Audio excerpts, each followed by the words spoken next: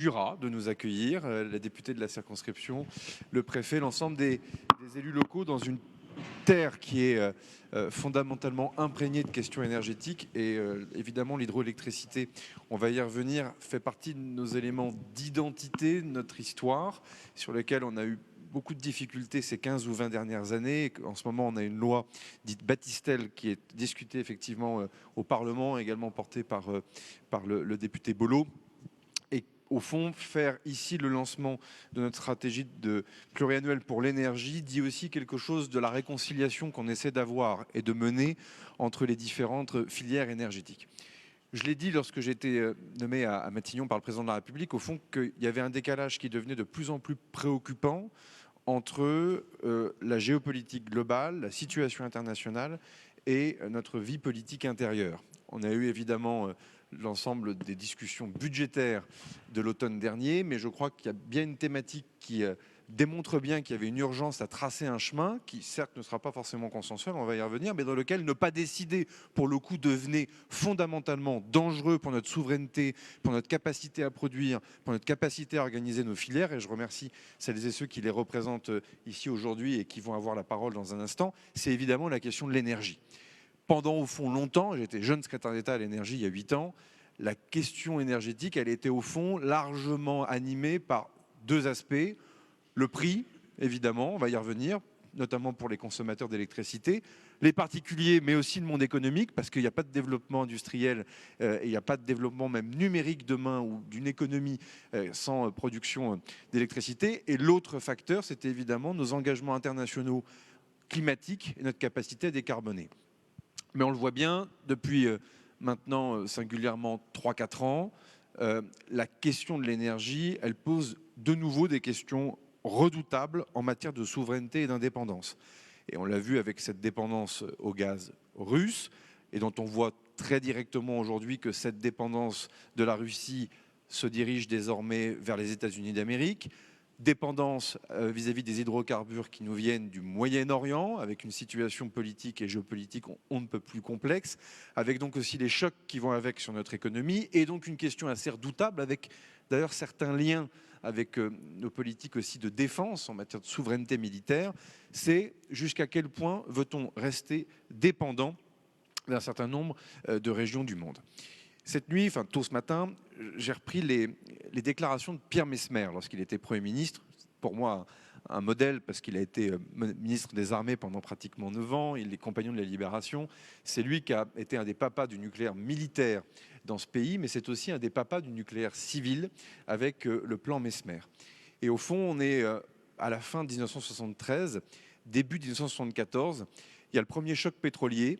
Là, une part des filières économiques, des Françaises et des Français, de l'opinion publique, de la classe politique réalise quand même que la dépendance est un problème et que surtout, on ne peut plus mettre tous nos œufs dans le même panier. C'est pour ça d'ailleurs qu'ils décident d'un grand plan d'électrification parce que la consommation augmente, le TGV, l'électroménager, les logements individuels avec le chauffage électrique.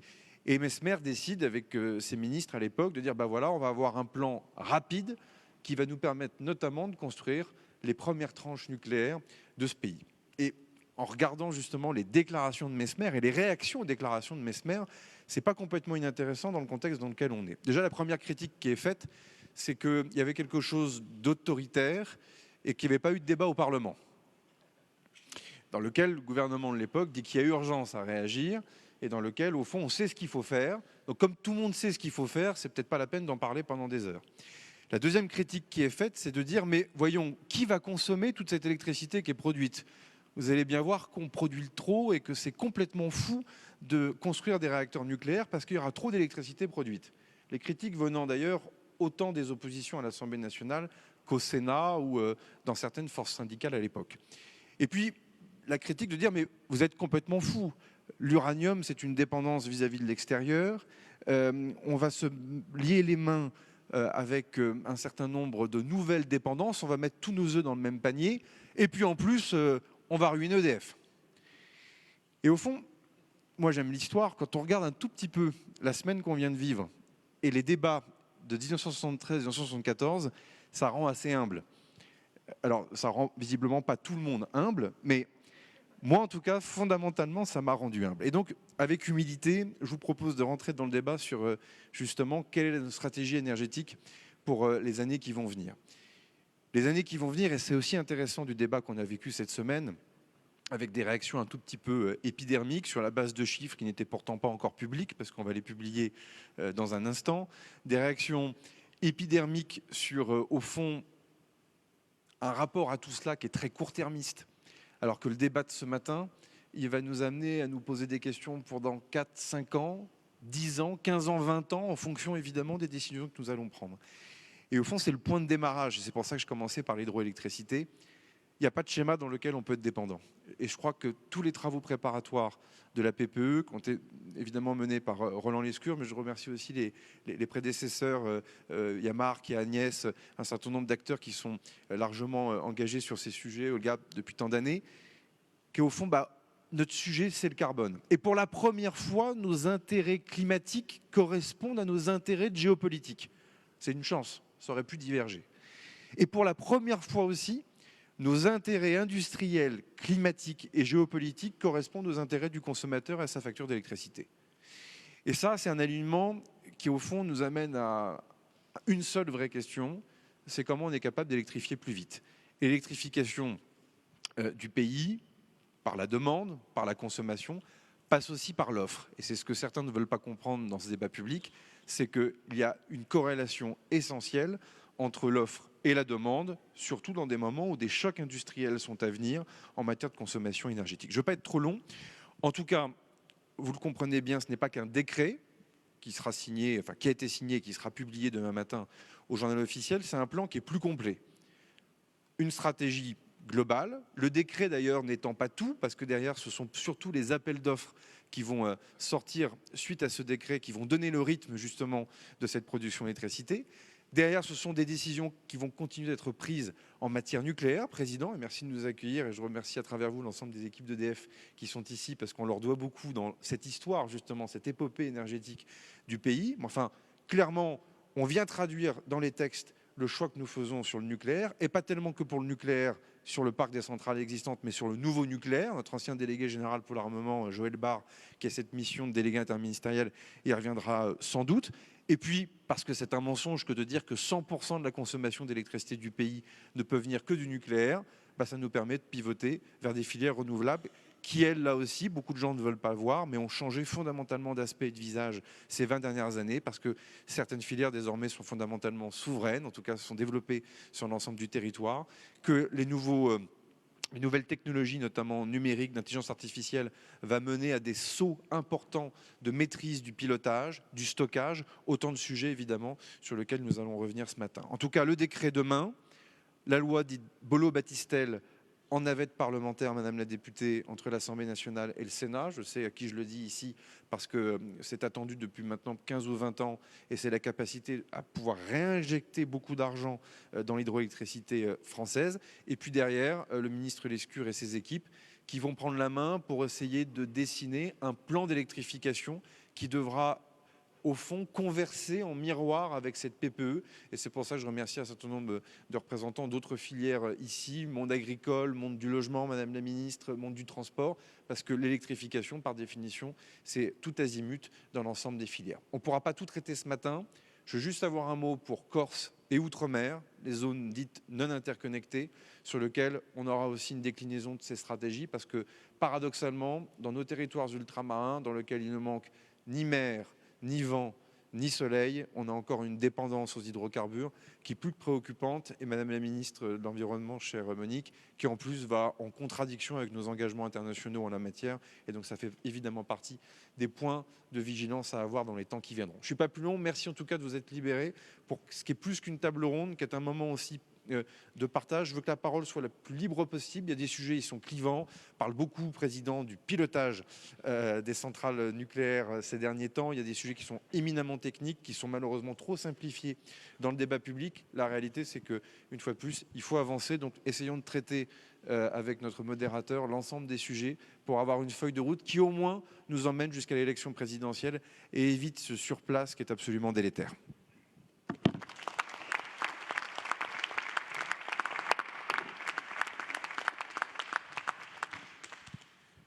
Merci, Monsieur le Premier ministre. Alors, nous allons avoir quelques prises de parole avant ce tour de table. Sophie Mourlon, directrice générale de la Direction de l'énergie et du climat, c'est à vous. Bonjour, merci beaucoup. Merci, Monsieur le Premier ministre. Quelques mots de la programmation pluriannuelle de l'énergie qui est encore en vigueur à l'heure à laquelle on se parle. La programmation pluriannuelle de l'énergie adoptée en 2020 et qui avait été préparée à partir de 2017 pour en tirer un premier bilan. Cette programmation, elle prévoyait l'essor de la production d'énergie renouvelable décarbonée avec des objectifs importants sur les énergies renouvelables, gaz, carburant, électricité, chaleur. Ces objectifs ont été globalement atteints avec des contrastes. On a par exemple dépassé les objectifs de 2023 pour la production des pompes à chaleur, le biogaz ou les biocarburants. Et en revanche, on est encore en deçà des objectifs qu'on s'était fixés pour la géothermie ou l'éolien en mer par exemple.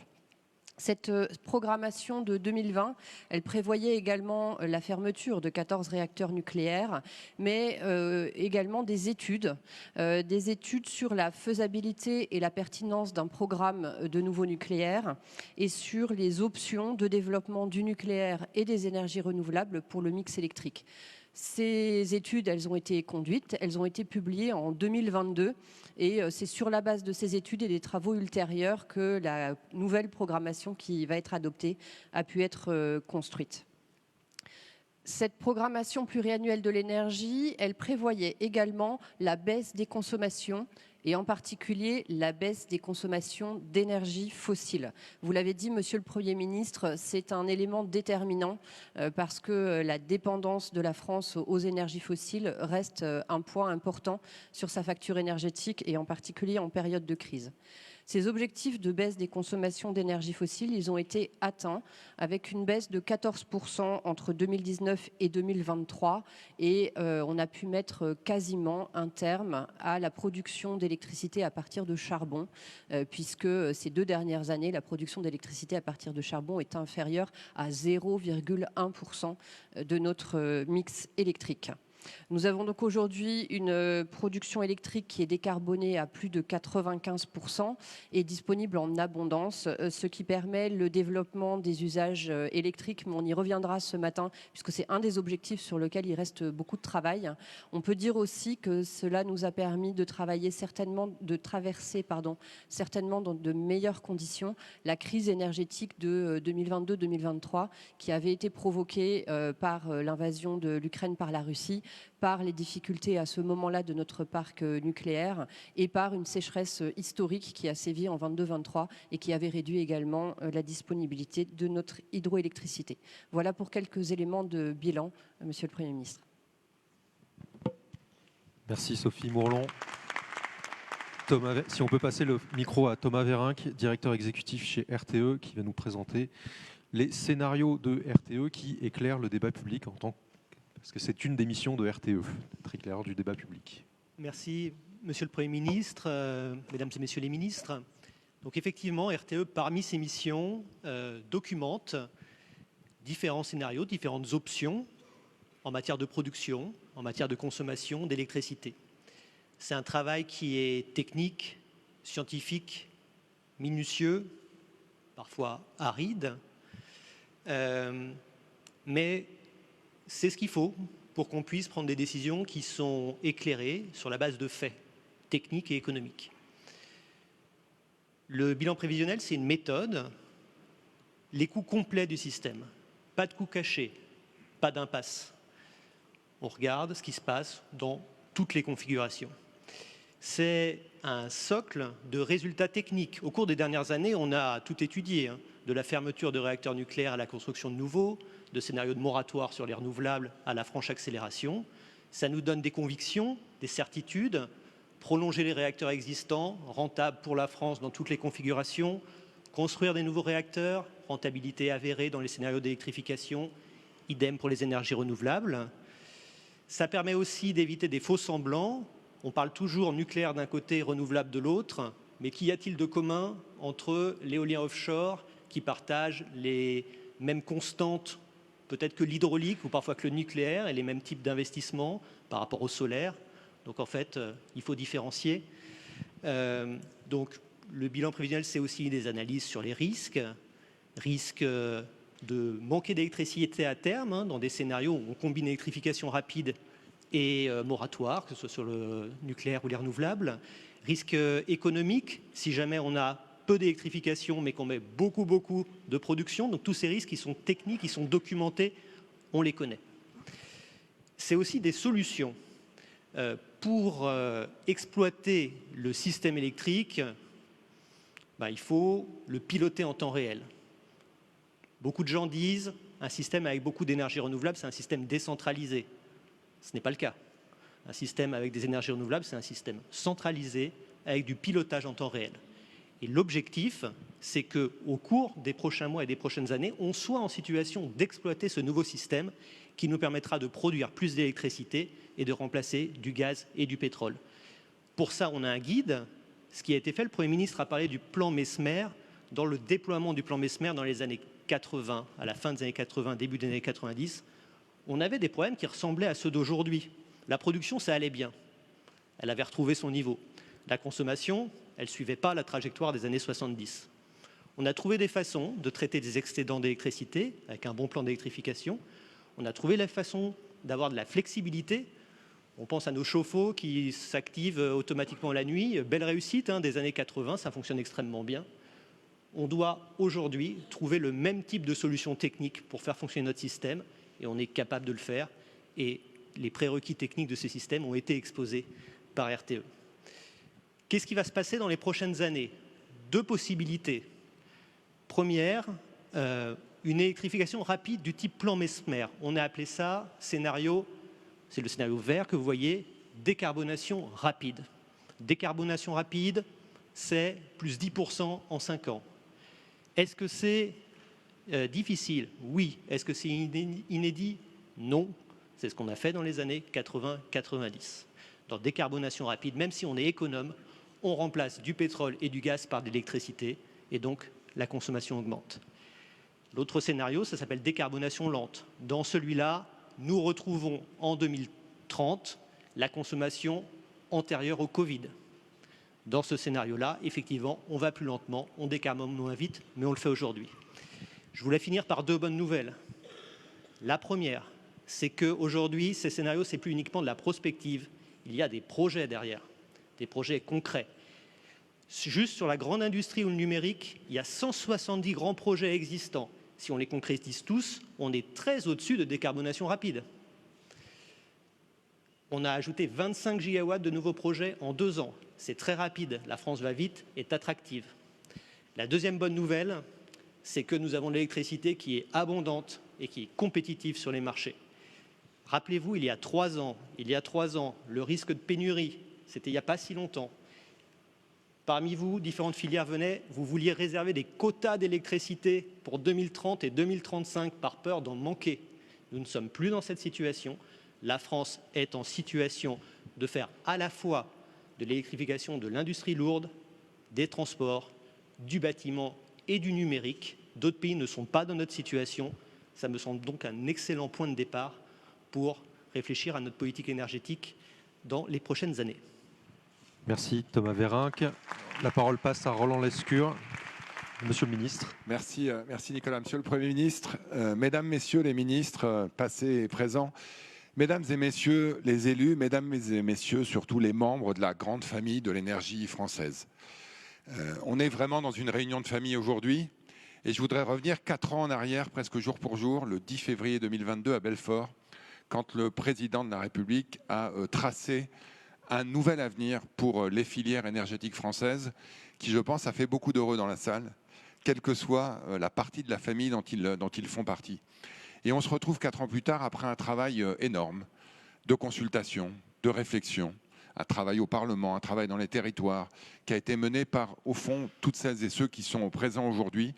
Et je pense que ce travail, il a été utile parce qu'on arrive aujourd'hui sur une copie, j'espère en tout cas qu'elle va vous en convaincre, qui est à la fois rigoureuse, raisonnable, mais ambitieuse et qui nous permet, Monsieur le Premier ministre, de faire face à la triple urgence que vous avez mentionnée. Elle est géopolitique, elle est économique et elle est climatique. Ces 3 urgences, elles convergent et il faut maintenant s'atteler de manière très concrète à y faire face. Et donc on vise, c'est inscrit sur cette diapositive, plus 120 TWh de production en 2035. Monique Barbu évoquera la partie demande tout à l'heure. Certains diraient qu'il faut attendre que la demande soit là pour augmenter la production. D'autres diraient qu'il faut attendre que la production soit là pour augmenter la demande. Évidemment, il faut faire les deux. Sinon, on risque très vite de se retrouver dans des situations comme, vous l'avez dit, on se retrouvait il y a 3-4 ans. C'est un peu plus de 20% de hausse de la production par rapport à celle qu'on avait l'année dernière. C'est évidemment ambitieux, mais c'est aussi atteignable. Et comme on est devant la famille de l'énergie française, je voudrais dire que pour arriver à ça, il faut enterrer définitivement les querelles de famille. Définitivement. On a besoin du nucléaire parce qu'il est facilement pilotable, mais on sait qu'il met un paquet de temps à être construit, évidemment. Et ça fait partie des défis majeurs auxquels EDF et tout l'écosystème de la filière nucléaire va faire face dans les mois qui viennent. On remonte une slide différente. On a aussi besoin du renouvelable, parce que le renouvelable, il est un peu moins flexible en production, mais il est plus flexible en construction.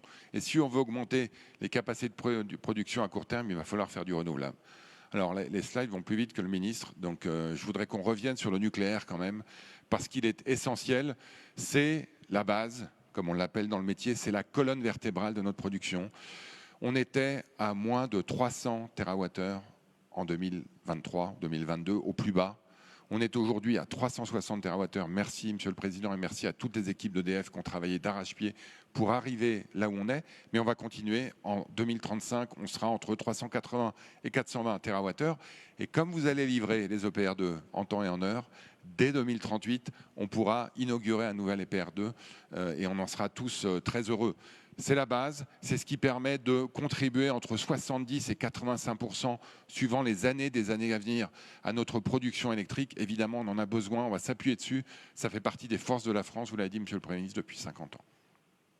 Grâce à la proposition de loi en cours d'examen, on peut aussi investir, diapositive suivante, dans nos barrages. On est sur un très beau barrage qui date de plusieurs décennies. Vous allez pouvoir investir, y compris ici, dans ce qu'on appelle les fameux STEP, les pompes qui permettent de mieux gérer les pointes électriques. On parle de 2,5 gigas en plus d'ici 2035.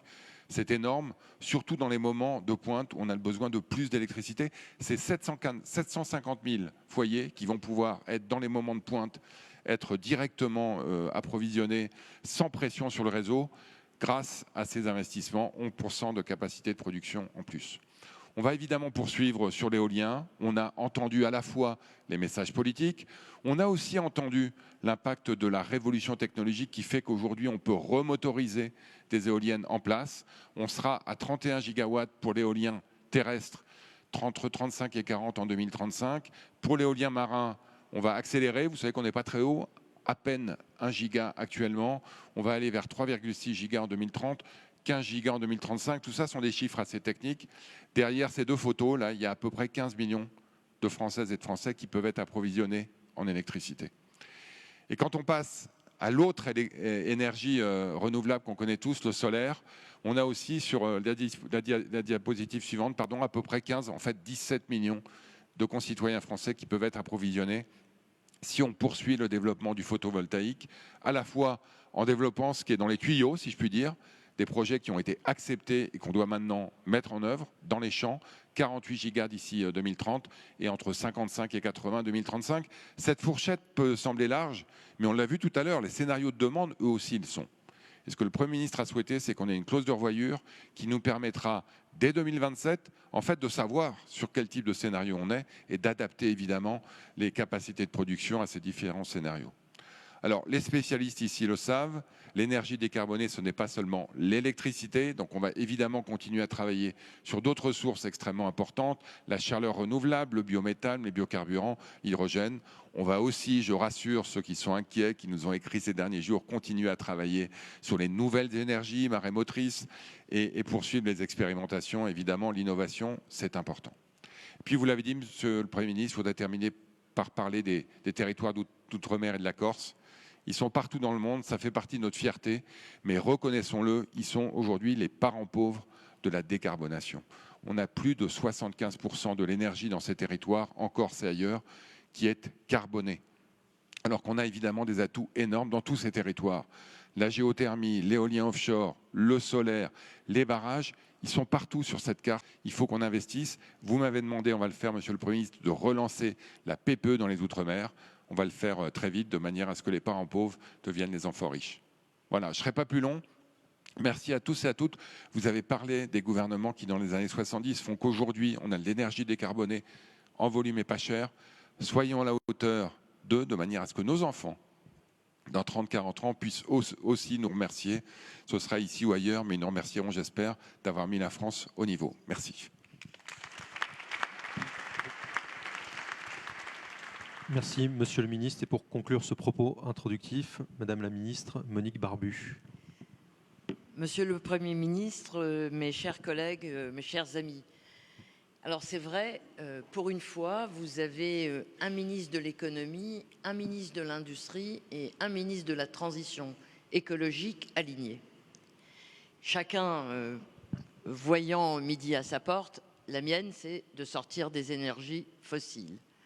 Et donc là, aujourd'hui, nous sommes tous là parce qu'en réalité, pour nous, en France, le meilleur moyen de regagner notre souveraineté, de retrouver du pouvoir d'achat pour les Français, de ne plus être dépendants des prix du gaz et du pétrole qui nous viennent de l'extérieur, c'est de construire un grand programme électrique. Et donc, je crois que là, vous ne verrez pas une once de différence entre nous tous.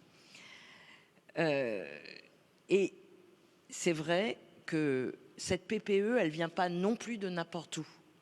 Il y a en fait un triptyque qui s'est construit. C'est la stratégie nationale bas carbone que nous avons publiée en décembre, qui dit voilà les secteurs sur lesquels il faut que nous travaillions, voilà à quels résultats il faut que nous arrivions. Ensuite, nous avons aujourd'hui ce que nous sommes en train de dévoiler, qui est la PPE. Et je pense que d'ici le mois d'avril, nous aurons un plan d'électrification chiffré, aussi secteur par secteur. Alors, ceci étant, sur ce plan, on sait autour de quoi il va s'organiser. Il va s'organiser autour de 4 chantiers. Je dirais 2 chantiers que j'appelle des chantiers de souveraineté, qui sont l'industrie et le numérique. Sur l'industrie, par exemple, il faut qu'elle soit demain électrique. Et Roland Lescure accompagnait avant-hier le président chez ArcelorMittal, qui a annoncé la création d'un investissement sans précédent de 1,3 milliard pour un four électrique. C'est le premier investissement de ce type en Europe et il est en France. Et c'est ce type d'investissement que nous allons poursuivre. Roland a aussi annoncé, je crois hier, un soutien de 1,6 milliard d'euros pour électrifier 7 sites industriels qui sont parmi les 50 plus émetteurs de la France. Ces 7 sites, à eux seuls, représentent l'équivalent de la rénovation thermique de 1,5 million d'habitations. Donc on parle de choses colossales. Je disais, l'autre chantier de souveraineté, c'est le numérique. Et là, même chose, en 2025, on a été le pays le plus attractif sur les data centers. On a fait jusqu'à 69 milliards d'investissements l'année dernière. Et nous avons aujourd'hui 35 sites capables en France d'accueillir de nouveaux data centers. Et ça aussi, c'est notre force. Nous avons aussi 2 chantiers qui apparaîtront dans ce plan d'électrification qui concernent le pouvoir d'achat des Français, le bâtiment et le transport. Sur les bâtiments, clairement, il faut continuer à aller plus loin avec les pompes à chaleur. Il faut les produire en France. Et il faut créer aujourd'hui, et c'est ce sur quoi nous continuons à travailler, et on sera prêt d'ici le mois d'avril, un nouveau modèle de financement sur ces pompes à chaleur. Aujourd'hui, l'année dernière, je crois que c'était 180 000 pompes à chaleur. On aimerait viser pour l'année 300 000 pompes à chaleur pour cette année. Sur les transports, bien évidemment, nous pensons tous aux véhicules électriques. Personne n'imaginait que la R5 électrique aurait le succès qu'elle a eu. Eh bien, nous devons encore accélérer pour rendre cette révolution de l'électrique qui soit accessible à tous les territoires et à toutes les bourses. Nous voulons qu'en 2026, une voiture sur 3 achetée soit une voiture électrique. Alors, bien évidemment, on ne va pas imposer ces mesures depuis Paris.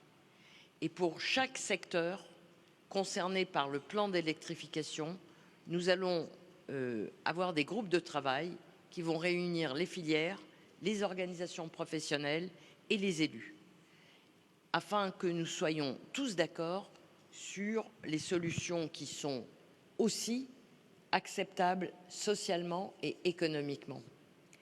C'est pourquoi, dès la semaine prochaine, avec Roland Lescure, nous réunirons les filières autour de ces 4 objectifs d'électrification. Et je vous donne tous rendez-vous vendredi prochain à Roquelaure, où avec Philippe Tabarot, nous aurons un premier groupe de travail sur l'électrification de la logistique. Et nous allons continuer comme ça jusqu'au mois d'avril sur l'ensemble des secteurs. En conclusion, ce triptyque va nous permettre de nous réindustrialiser tout en diminuant nos émissions. Et ce programme d'électrification, je voulais aussi le souligner, est couplé aussi à une bascule technologique. Construire des alternatives électriques aux technologies sur lesquelles notre monde a reposé depuis des siècles. Produire de l'acier sans charbon, propulser une voiture sans essence, c'est tout cela qu'il faut voir dans cette révolution d'électrification. Et donc, nous allons maintenant accélérer ce déploiement dans un objectif, bien sûr, industriel, mais aussi climatique, et de faire en sorte qu'en 2030, 60% de l'énergie qui soit consommée en France soit de l'énergie décarbonée. Vous avez été nombreux à parler du plan Messmer il y a 50 ans, qui était un plan de souveraineté, un choc de souveraineté. Eh bien aujourd'hui, notre choc à nous, c'est un choc pour notre indépendance et pour notre climat. Merci.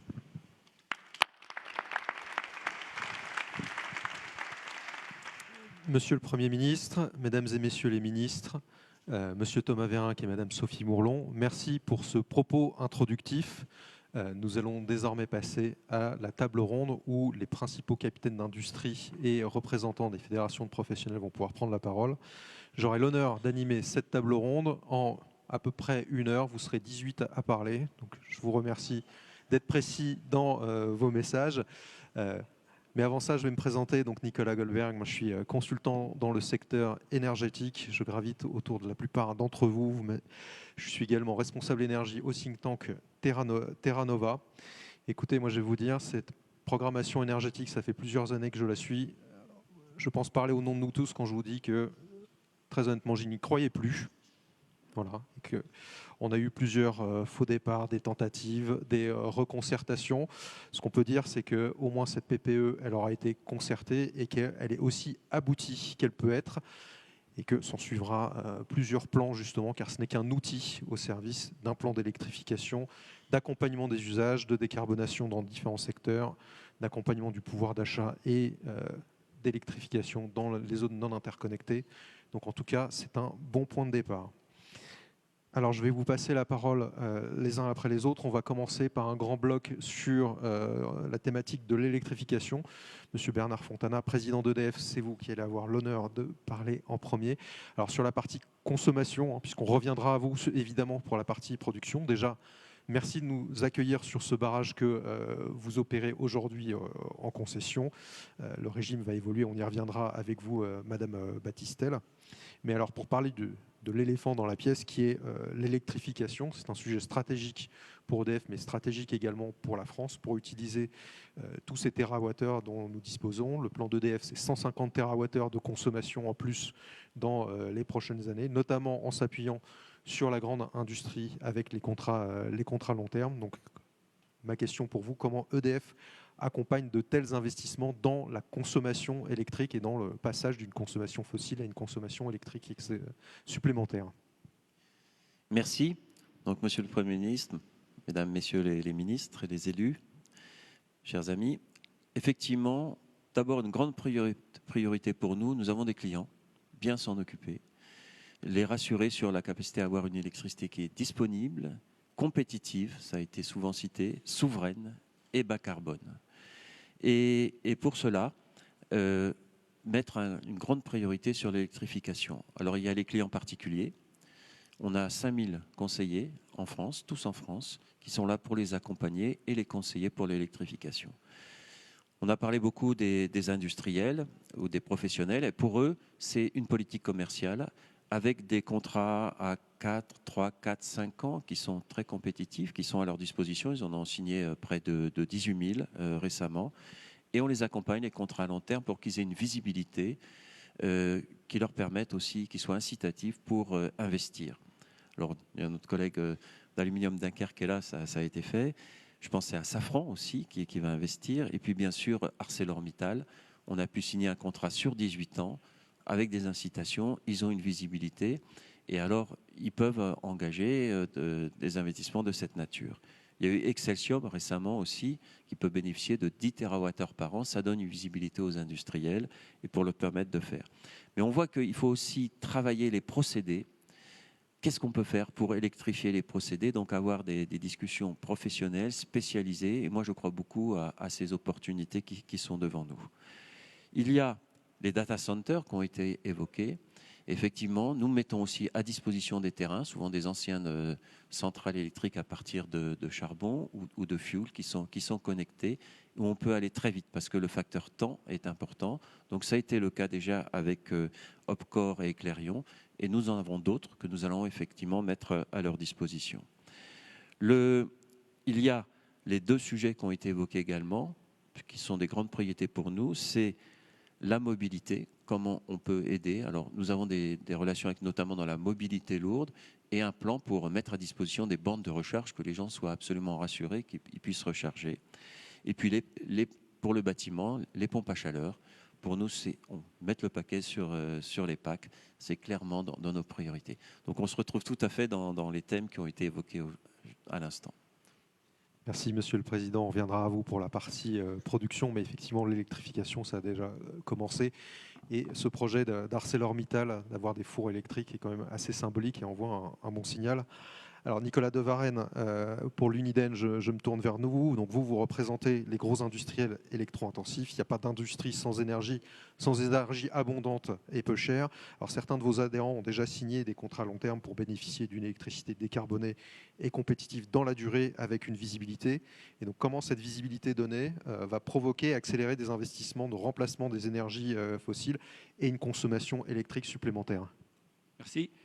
Monsieur le Premier ministre, oui, aujourd'hui, nous, c'est 200 usines, 70 TWh, c'est-à-dire 70% de la consommation électrique de l'industrie en France, et nous espérons porter ces 70 TWh grâce à la décarbonation à sensiblement 100, voire 120 TWh à horizon 2035-2040.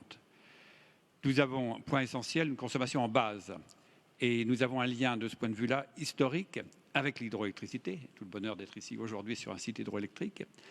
Et ensuite, bien évidemment, ce lien organique avec le parc nucléaire. 3 conditions pour nous pour investir. D'abord, il y a 2 mots que nous détestons, 2 I, c'est l'incertitude et l'incohérence. Ce ne sont probablement pas les seuls, mais pour décider d'investissement à temps de retour long, 10 ans ou 15 ans, il faut lever ces 2 obstacles. 3 conditions d'attractivité qui font de la France une terre extrêmement attractive de ce point de vue-là. La disponibilité, la prévisibilité sur l'électricité, sur l'électron. Et ça, c'est un point fondamental. J'étais hier en Allemagne au plus grand salon électrique d'Europe et les Allemands nous envient cette disponibilité et cette prévisibilité. Ils nous envient également le système électrique dans son ensemble. Non seulement la production, dont on parle facilement et beaucoup, mais aussi des réseaux et des transports. L'intégration à la fois sur le transport et la distribution est quelque chose d'extrêmement essentiel. Et vous savez que l'Allemagne, aujourd'hui, de ce point de vue-là, est une grande position de faiblesse et ils sont loin d'avoir réglé leurs problèmes. Disponibilité, prévisibilité. Deuxièmement, bas carbone, bien évidemment, et décarboné. C'est le deuxième facteur d'attractivité et ça reste une constante pour nos stratégies. Nos groupes, qui sont souvent des groupes mondiaux, ont une stratégie de décarbonation et quoi qu'il se passe dans la tête de certains aux États-Unis ou ailleurs, ils ont des feuilles de route de décarbonation. Ils s'y tiendront parce que les marchés le leur demandent. Alors les marchés ne valorisent pas encore exactement au bon prix les produits bas carbone, ce sera un des grands enjeux, hein, vous le savez, pour l'acier vert et autres, mais pour autant, il n'empêche que plus on descend dans les chaînes de valeur, plus cette demande de produits bas carbone ou décarbonés se confirme. Le troisième de notre liste, bien évidemment, c'est la compétitivité. Et la compétitivité, pour nous, elle s'articule essentiellement autour de contrats. Nous avons retrouvé, merci Bernard, nous avons retrouvé la voie d'un dialogue équilibré, constructif, avec EDF, qui est notre partenaire historique. Nous souhaitons bien sûr pouvoir conclure des contrats long terme avec d'autres, mais et cette voie, nous l'avons retrouvée à travers les différentes formules contractuelles, des contrats ad hoc, des contrats dits en ruban, mais également ces CAPN, dont l'attractivité va se renforcer avec la rehausse la rehausse qui vient d'être indiquée de la fourchette de production. C'est un facteur très important auquel nous sommes extrêmement sensibles. Voilà, et donc cette construction, et c'est pour ça que cette perspective nous a permis de sortir de l'arène, alors dans un contexte de marché qui est effectivement de notre point de vue plus détendu, mais pour autant, cette nouvelle perspective contractuelle à 5 ans, à 8 ans, à 10 ans, à 15 ans, voire à 18 ans pour certains, nous permet d'avancer et fait de la France incontestablement un territoire attractif. Je pense qu'il faut capitaliser sur ça. Disons que la France est le territoire de l'or blanc, pour prendre cette comparaison. Alors, contrairement à l'or jaune, il ne doit surtout pas se thésauriser, il doit se consommer. Mais incontestablement, c'est un facteur d'attraction majeur. Et tous les investisseurs internationaux y sont très sensibles. Merci Nicolas de Varenne. Alors, nous allons maintenant passer la parole à un grand consommateur, puisque près de 1% de la consommation électrique, c'est chez lui, Guillaume de Goyce, pour Aluminium Dunkerque. Alors, première fonderie européenne, ce qui permet de sécuriser la production primaire, ce qui est essentiel dans un monde à la géopolitique contrariée, puisque c'est au-delà d'être une production, c'est un outil de souveraineté nationale, mais aussi européenne. Alors, vous avez d'ailleurs été un des premiers à signer un contrat long terme avec EDF à l'arrivée de Bernard Fontana, ici présent. Alors, expliquez-nous comment ça a été déterminant pour investir dans de nouveaux fours électriques et sécuriser cet outil de production décarboné et souverain. Merci, Monsieur le Premier ministre et vous tous ici présents. Merci pour ça et pour nous donner de la visibilité. Je ne vais pas revenir sur les mots de Nicolas, que je partage bien évidemment complètement. Pour nous, cette visibilité et le contrat de 10 ans que nous avons signé il y a quelques mois maintenant nous donne cette visibilité et va nous permettre d'investir. C'est avec grand plaisir que nous avons été lauréats, annoncé hier, sur le GPID, donc les grands projets industriels de décarbonation. Ça va nous permettre d'entrer dans cet investissement qu'on estime aujourd'hui à peu près 340 millions d'euros pour la décarbonation du site d'Aluminium Dunkerque, qui fait partie des 50 sites les plus émetteurs. Et les diapositives le présentaient. Pourquoi c'est important en termes de souveraineté? C'est que l'aluminium, on en a besoin, et on a besoin de le produire chez nous, parce que c'est clé pour les pompes à chaleur, c'est clé pour les véhicules électriques, c'est clé pour transporter l'électricité. Donc on a besoin de ça ici en France. Et vous pouvez compter sur nous, industriels, pour continuer à investir sur le long terme avec de l'électricité décarbonée, compétitif, pour que nous puissions renforcer cette souveraineté dont nous avons tous besoin. Merci. Alors effectivement, on a parlé des fours d'ArcelorMittal, mais il y a 7 projets dont vous faites partie qui ont été sélectionnés dans les appels d'offres européens pour se décarboner. Et ça aussi, ça va être de l'électrification en plus. Et là-dessus, la France, on peut quand même se féliciter, parce qu'on a raflé quand même la plupart des projets, et là-dessus, collectivement, on peut s'en féliciter.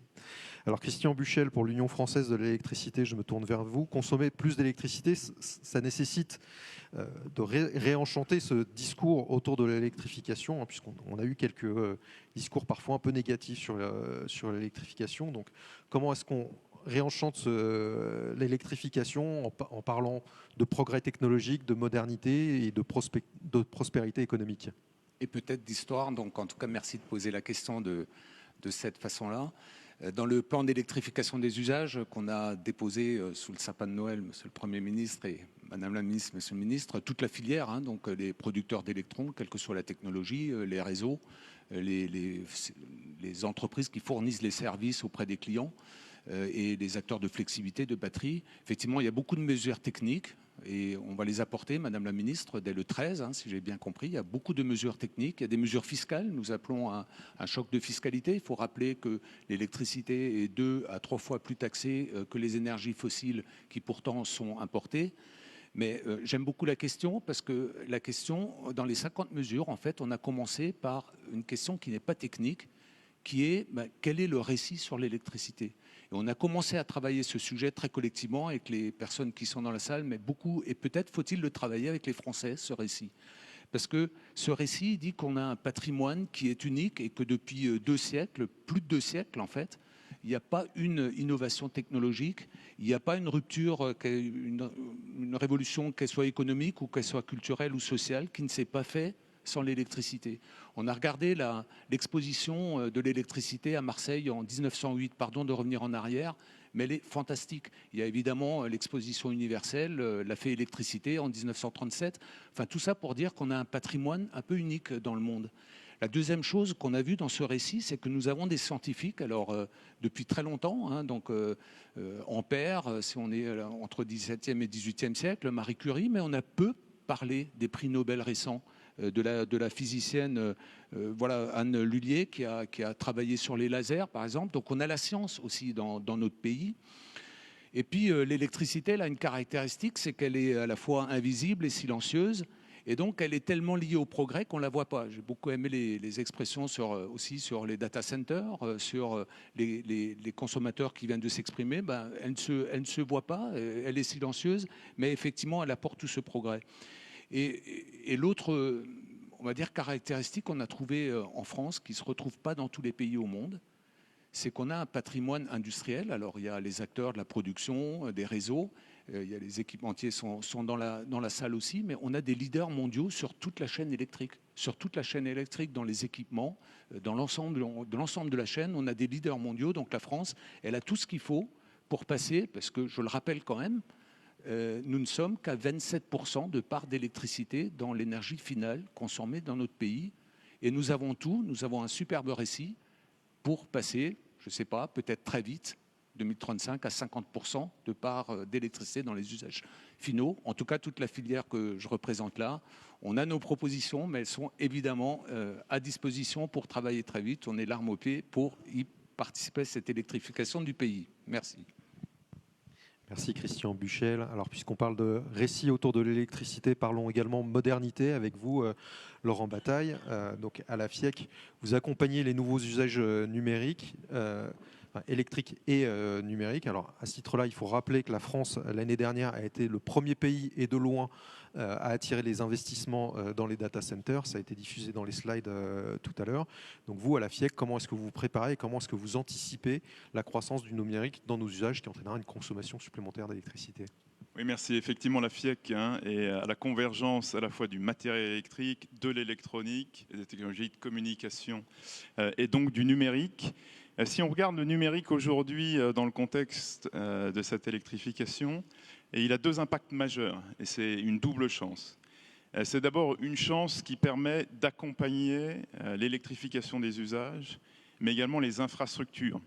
C'est là, Monsieur le Premier ministre, vous parliez du pilotage qu'en fait le numérique et par exemple l'intelligence artificielle, mais de façon générale, toutes les technologies d'optimisation permettent ce qu'on appelle les smart grids, donc les réseaux intelligents, qui sont nécessaires puisqu'ils deviennent plus complexes et doivent par exemple accueillir les renouvelables sur le réseau. Le numérique rend cela possible. Ça permet également le pilotage dans le bâtiment, dans le logement, de façon à ce qu'on consomme l'électricité au meilleur moment. Et on a l'avantage, dans un certain nombre des nouveaux usages de l'électricité, d'avoir de l'inertie, c'est-à-dire qu'on peut décider quand est-ce qu'on l'utilise, soit pour chauffer, soit pour la stocker dans la batterie d'un véhicule électrique. Donc le pilotage a un rôle majeur à jouer. Et donc le numérique va rendre cette électrification beaucoup plus rapide, efficace et également compétitive. pour les Français. Deuxième sujet, c'est le numérique en tant qu'infrastructure, les fameux data centers. Pourquoi est-ce que c'est un sujet majeur? D'abord parce que les data centers, c'est une infrastructure clé pour le pays. C'est une question de souveraineté. Aujourd'hui, dans un data center, il y a l'ensemble des données, mais également les applicatifs systèmes qui font tourner les usines, les entreprises, les collectivités locales. Et donc, ce sont des actifs critiques qu'il faut que l'on ait sur notre territoire. Or, il y a actuellement une vague majeure d'équipements en data center, très clairement tirée par l'AI. On a eu une vague avec les data centers pour le cloud, on a maintenant une vague pour les data centers pour l'AI. Et aujourd'hui, l'Europe n'a pas bougé très vite sur cette vague. Juste pour donner les ordres de grandeur, l'Europe a 18% de la capacité cloud mondiale pour 20% de l'économie mondiale, seulement 4% de la capacité en AI. Il y a donc une vraie opportunité pour l'Europe d'attirer ces infrastructures. C'est une question de souveraineté, de développement économique, mais également de développement durable, parce que si ces data centers viennent en France, on saura utiliser notre électricité décarbonée, qui est 20 fois plus décarbonée que certaines régions des États-Unis, où ils sont aujourd'hui beaucoup construits. Et donc c'est également un sujet de développement durable. On a une vraie opportunité ici, ça fait 18 mois qu'il y a une vraie mobilisation des filières pour accélérer la possibilité de connecter ces grands actifs qui seront donc décarbonés au réseau. Il reste du progrès à faire de façon à vraiment gagner cette bataille de l'attractivité pour les data centers en France. La filière est prête, elle est également prête à contribuer au développement du réseau et à son pilotage, au travers de la flexibilité, également par exemple au travers de la réutilisation de la chaleur fatale. Donc on pense que le numérique, de ce point de vue-là, peut contribuer énormément à la trajectoire de cette PPE pour le pays. Merci. Merci Laurent Bataille pour la FIEC. On va passer le micro à vous vouliez réagir peut-être, monsieur le ministre?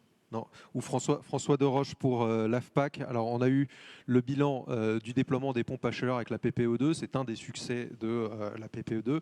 Mais là, il va falloir passer à la vitesse supérieure. Donc comment est-ce qu'on équipe les bâtiments, mais aussi l'industrie en pompes à chaleur domestique ou industrielle, et comment on s'assure qu'elle soit bien fabriquée en France? Un vrai défi. Monsieur le Premier ministre, Mesdames, Messieurs les ministres, Mesdames, Messieurs, tout d'abord les technologies pompes à chaleur, qu'elles soient RO, RR ou géothermiques, elles permettent en fait de réduire très fortement les factures des ménages. Donc c'est des gains de pouvoir d'achat en fait pour nos concitoyens. En plus, elles produisent donc du chauffage, de l'eau chaude sanitaire, et voire même parfois du rafraîchissement. Et dans les bâtiments, c'est donc un vrai levier en fait de la décarbonation. Peut-être que vous ne le savez pas, mais la France est aujourd'hui le premier marché européen de la pompe à chaleur. Et sous l'impulsion des pouvoirs publics, la France est aussi maintenant le premier pays à mettre en place la préférence européenne. Donc je vais arriver à votre question, Nicolas, avec la mise en place de l'agrément PAC. Et ça, c'est une chance en fait pour nos industries, c'est une chance pour notre filière pompe à chaleur pour créer des emplois locaux, attirer des investissements et développer fortement les pompes à chaleur. Au travers de l'AFPAC, l'ensemble de la filière, elle est mobilisée pour atteindre les engagements en fait, de la SNBC, qui sont assez challenging, comme on dit, c'est très ambitieux. Mais il faut créer les conditions de l'accélération en fait, de ce marché de la pompe à chaleur. L'AFPAC a publié la semaine dernière en fait 8 propositions d'accélération. J'espère qu'on pourra en discuter. Et afin de structurer également le déploiement qualitatif des pompes à chaleur, nous allons inaugurer le 11 mars prochain le centre d'expertise des pompes à chaleur, qu'on a baptisé le CEPAC, qui a pour mission en fait de rendre chaque projet de rénovation, de faire en sorte que soit proposé en fait une pompe à chaleur.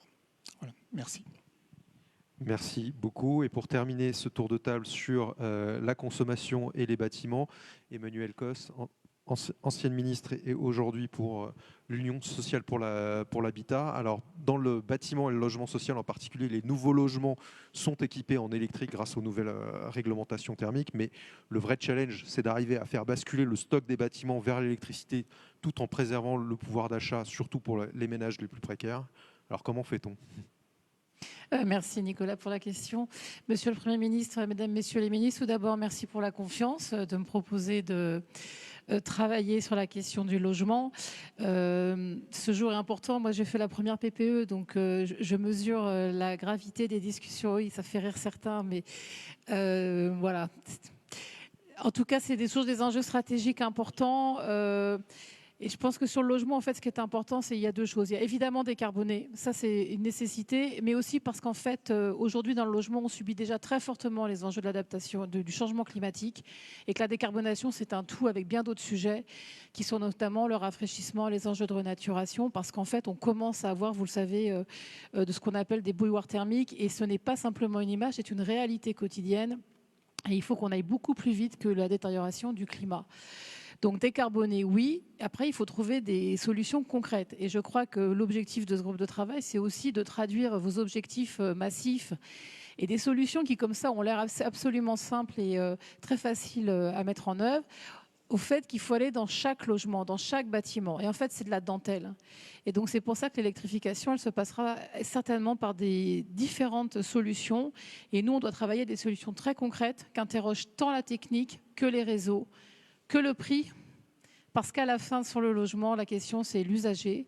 Et la question, au-delà de la souveraineté, moi, je trouve très intéressant qu'on puisse parler de la souveraineté de l'énergie qu'on utilise. Il faut aussi qu'on ait en tête l'intérêt pour nos locataires, nos propriétaires, l'individu qui, à la fin, va devoir assumer sa charge d'énergie. Et donc, nos choix ont un impact majeur sur ces sujets-là, notamment pour les publics qui sont les plus précaires. Mais il n'y a pas que la question de la précarité évidemment énergétique, c'est l'ensemble de la fourniture du logement. Alors le logement social, vous avez quand même une chance, c'est qu'il est beaucoup plus en avance sur la décarbonation que bien d'autres secteurs, notamment l'habitat privé.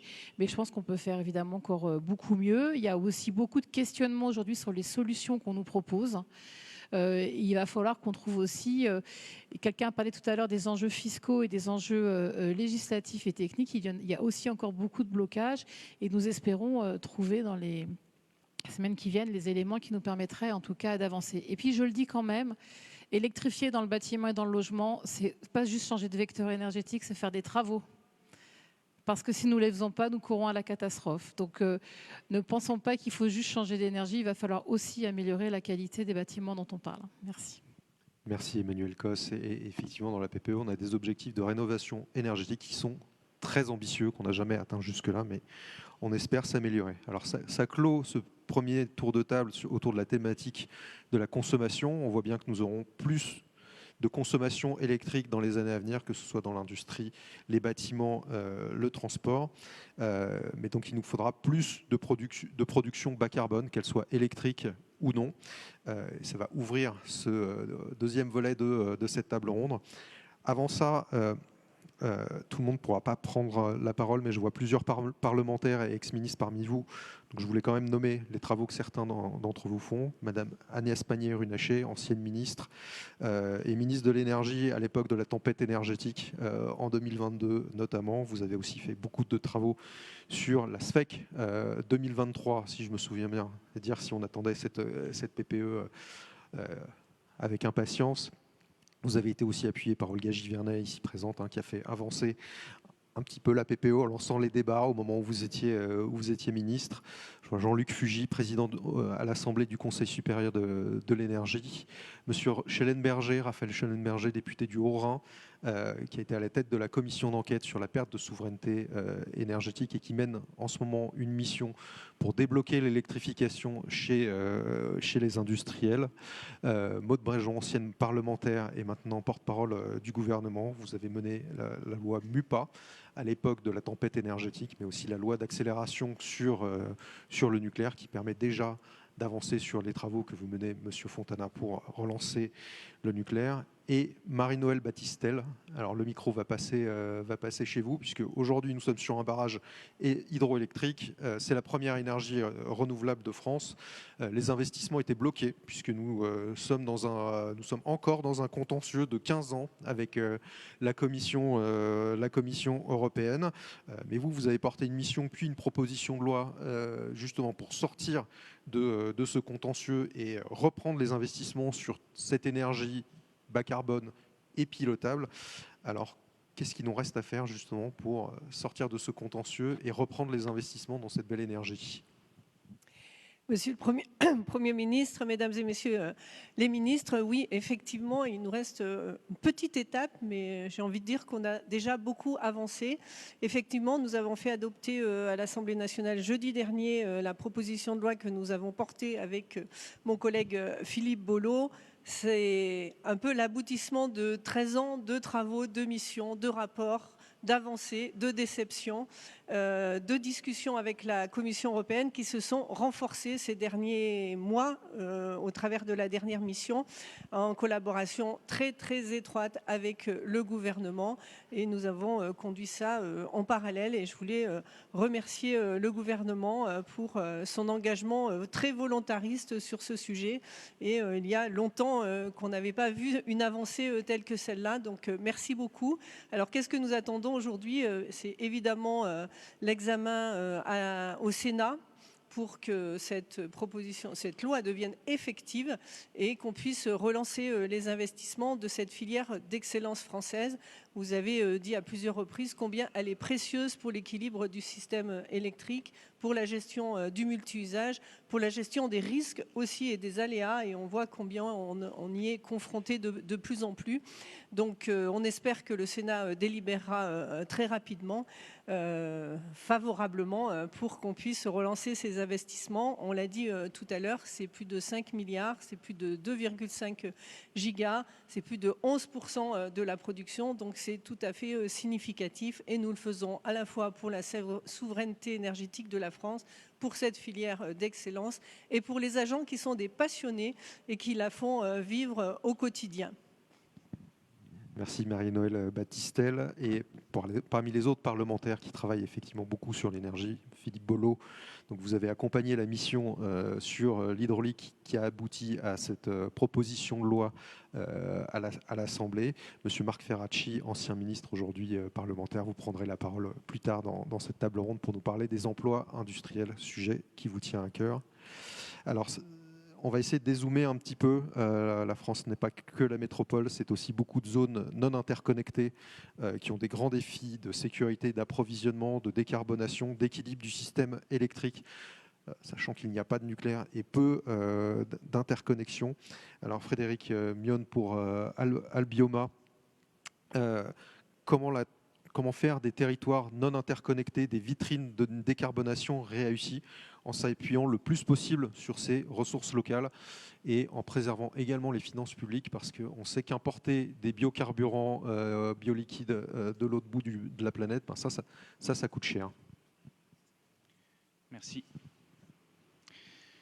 Monsieur le Premier ministre, Mesdames et Messieurs les ministres, Monsieur le Président, oui, les départements d'outre-mer sont des zones non interconnectées, c'est-à-dire qu'il faut y produire localement la totalité de l'électricité qui est consommée, à la différence de la plaque continentale européenne. Et ce sont aussi les premières victimes du dérèglement climatique. Donc, l'enjeu stratégique du développement des ENR dans ces zones, c'est de contribuer à la décarbonation pleine et entière du mix afin d'apporter une réponse à ce dérèglement climatique pour augmenter la résilience de ces territoires. Évidemment, aujourd'hui, nous nous réjouissons de la PPE nationale, mais Monsieur le Premier ministre, le travail n'est pas fini, puisque chaque région ultramarine a la compétence pour disposer de sa propre PPE. Et nous attendons et nous appelons de nos vœux la publication des prochaines PPE ultramarines. Alors, je vais vous faire un petit tour rapide, puisque la situation de chacun des DOM est très différente. À Mayotte, il y a une urgence énergétique compte tenu de la très grande fragilité suite au passage du cyclone Chido. Nous attendons la PPE avec impatience. Je crois pouvoir dire, Monsieur le ministre, qu'elle n'est pas loin, Monsieur le ministre Lescure, qu'elle n'est pas loin de votre bureau. À Saint-Martin également, petit territoire, collectivité ultramarine, dans les Antilles, qui avait été dévasté par le cyclone Irma. Nous attendons aussi avec impatience la PPE, puisque le réseau est très fragile. Et il jongle, et le gestionnaire du réseau, dont je salue le travail, jongle avec des moyens de production qui sont très largement obsolètes. Donc il nous faut des PPE pour résoudre et pour répondre à ces situations d'urgence. Il nous faut aussi des PPE en Martinique et en Guadeloupe, pour d'autres raisons, mais pour puissamment faire évoluer le mix vers une moindre dépendance aux hydrocarbures. Ça a été assez largement souligné, et c'est le deuxième enjeu stratégique dans ces zones. La dépendance aux hydrocarbures dans ces zones est très forte. Et cette fois, je prendrai l'exemple de la Réunion, où, pour le coup, nous sommes à 96% d'énergie renouvelable grâce à l'abandon du charbon que nous utilisions dans nos propres centrales chez Albioma et du fioul qui était utilisé chez EDF dans ces moteurs. Cela dit, il est prévu à horizon 2050, puisque les DOM font aussi des exercices de prévision à long terme, un doublement de la consommation d'électricité à La Réunion, sous le double effet de la croissance démographique, plus 100 000 habitants, et de l'électrification des flottes de véhicules. Donc il va falloir produire plus d'électricité décarbonée à La Réunion et partout ailleurs. Pour ce faire, il est bien évidemment important de s'appuyer sur toutes les ressources locales dont disposent ces territoires. La première d'entre elles, on l'oublie souvent, c'est la biomasse. La biomasse locale, chez Albioma, nous mobilisons de la bagasse, qui est le résidu de la canne à sucre, pendant la campagne sucrière. Et nous contribuons de ce fait à la stabilité de cette industrie sucrière malmenée aujourd'hui. Nous valorisons aussi les déchets, la fraction énergie contenue dans vos poubelles grises après recyclage et après valorisation matière. Donc ce sont deux vecteurs très importants. Et la biomasse, de même que l'énergie issue des déchets, sont des énergies dites pilotables, dispatchables, donc qui contribuent à la sécurité des réseaux, à la différence de certaines d'entre elles qui sont plus intermittentes.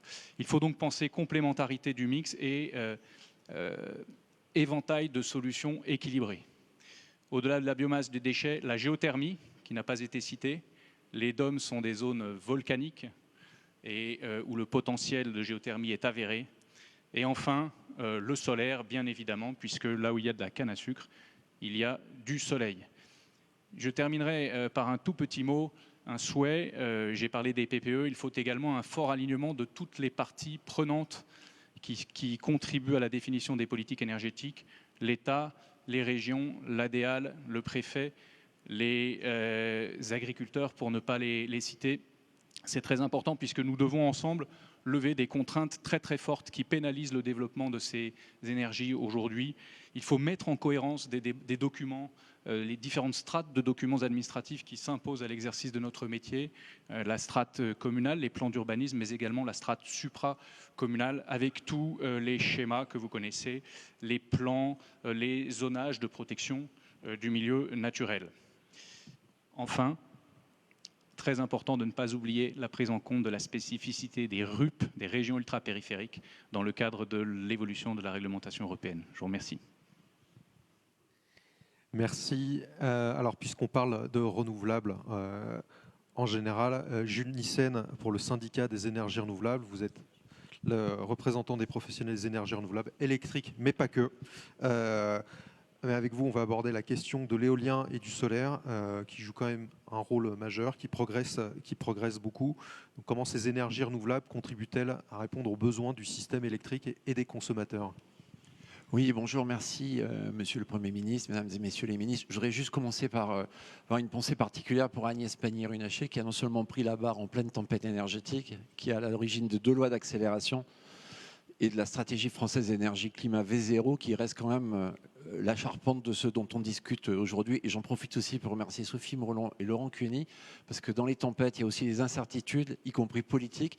Ils ont toujours été des interlocuteurs extrêmement à l'écoute et attentif à tout ce qu'on a pu porter. Merci. Et j'en profite aussi pour remercier Jean-Luc Fugit, qui, tête du CSE, joue un rôle extrêmement utile. La PPE, elle était très attendue. C'est pas juste de l'électricité, c'est aussi attendu par les gaziers qui font du gaz renouvelable pour les réseaux de chaleur et de froid, de récupération.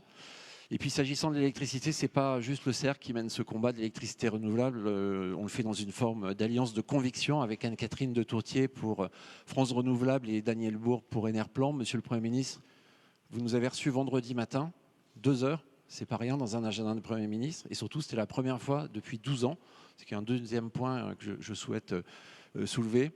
Je trouve que cette réunion est extrêmement constructive. Elle permet d'aboutir aux arbitrages que vous avez annoncés aujourd'hui. Sur l'éolien, on est d'abord très satisfait, évidemment que... D'abord, on est globalement satisfait de tous ces arbitrages. Sur l'éolien en mer, on est vraiment content que vous ayez maintenu cette grande ambition qui peut vraiment faire la fierté de la France. Je profite que je suis sur les rivages de la mer pour vous remercier d'avoir bien conservé dans cette PPE ce petit sujet, mais important, de l'hydrolien qui tient à cœur aux Normands, mais aussi aux Bretons. Donc ça, c'était important. Sur l'éolien terrestre, merci d'avoir maintenu une ambition. Alors, il y a une petite discussion sur ce qui peut être fait en reconstruction de parcs et en parcs nouveaux. Je connais parfaitement la sensibilité du sujet, mais comme Anne-Catherine de Tourtier et moi-même, nous vous avons dit vendredi dernier, tout l'objectif ne pourra pas se faire uniquement avec ce qu'on appelle le repowering. Et de toute façon, l'élément le plus déterminant aujourd'hui, c'est d'arriver à régler ces questions de plafond de hauteur qui limitent la taille des éoliennes et qui empêchent en fait d'être simplement plus performants et de faire plus d'électricité avec moins d'éoliennes, ce qui est un objectif qu'on peut tous partager. Sur le solaire, on est même un peu au-dessus du scénario R3. Je pense que c'était important pour offrir une visibilité industrielle au projet de Gigafactory, parce que ça aussi, ça concourt de réellement la souveraineté nationale. C'est toutes les familles du solaire qui doivent concourir à ça. C'était important qu'elles aient cette visibilité et je crois aujourd'hui qu'elles l'ont. Éolien, solaire, je crois qu'on est tous aussi des acteurs du système énergétique responsable. On a des solutions à proposer, vous en avez un peu parlé tout à l'heure, avec du stockage. On est aussi des acteurs du réseau et je sais à quel point pour RTE c'est important que les acteurs du renouvelable participent à la gestion du réseau en améliorant la manière qu'ils peuvent avoir de répondre aux différents signaux. Puis il y a aussi un réseau de distribution qui est absolument indispensable pour les consommateurs, mais pour les producteurs que nous sommes aussi. Alors peut-être qu'on se souviendra de cette journée comme celle de la PPE3, mais peut-être aussi comme le traité de Sceaux-Mortier qui aura enterré les guerres de religion, Monsieur le Premier ministre, pour former l'équipe de France des énergies dont l'objectif est la conquête de la souveraineté énergétique de notre pays. C'est pas vraiment de moi, en fait, c'est surtout vous qui vous nous l'avez dit vendredi dernier, mais c'est quand même ça l'ambition positive qui doit tous nous réunir. Je pense qu'elle est assez rationnelle.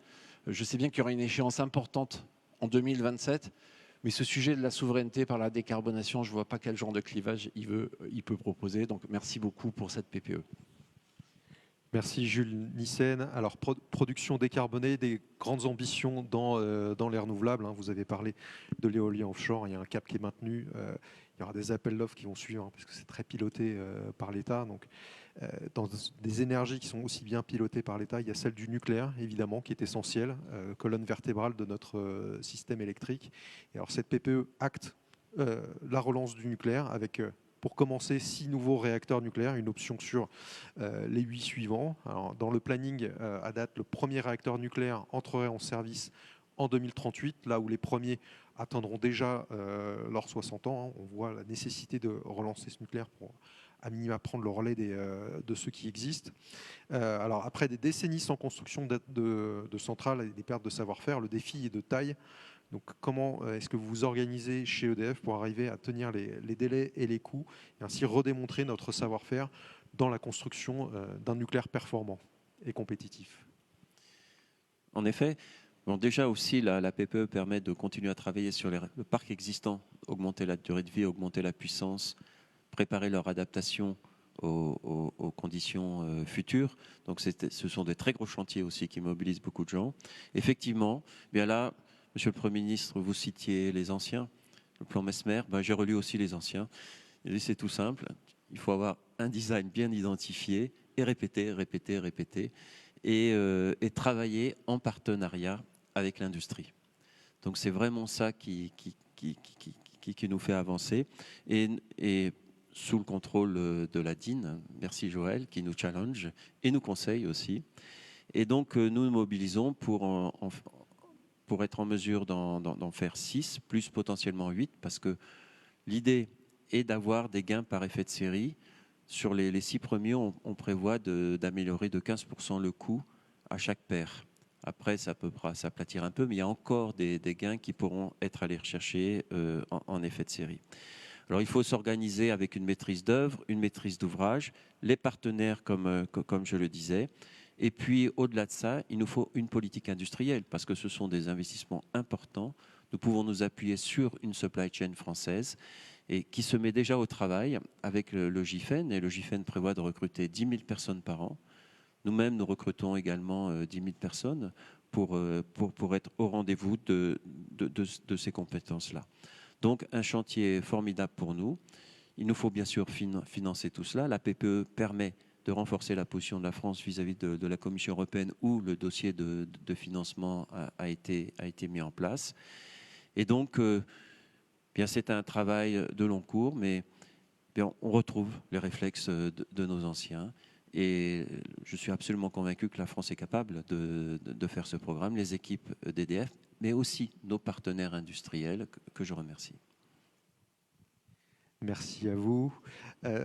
Thomas Vérin, on va revenir à vous, puisque vous êtes le pilote du système électrique, de l'équilibre de système. Donc RTE est le mieux placé pour connaître les enjeux et les besoins du système électrique. En tant qu'éclaireur du débat public sur l'électricité, vous avez établi les scénarios d'offres et de demandes que vous nous avez présentés. Dans ces scénarios, il y a aussi différentes hypothèses de consommation, de production, que ça induit en modulation du nucléaire et d'écrêtement des renouvelables. Tout ça est chiffré dans vos rapports. Mais vous êtes aussi optimiseur d'un système électrique qui va devoir s'adapter à une plus grande variabilité, à des moyens de production parfois plus petits, peut-être moins pilotables, moins observables. Vous êtes opérateur d'une infrastructure qui va devoir se renforcer et sur lesquelles il va y avoir de nombreux investissements pour accueillir l'électrification. C'est votre SDDR, le schéma décennal de développement du réseau. Alors, question simple pour vous suite à toute cette introduction.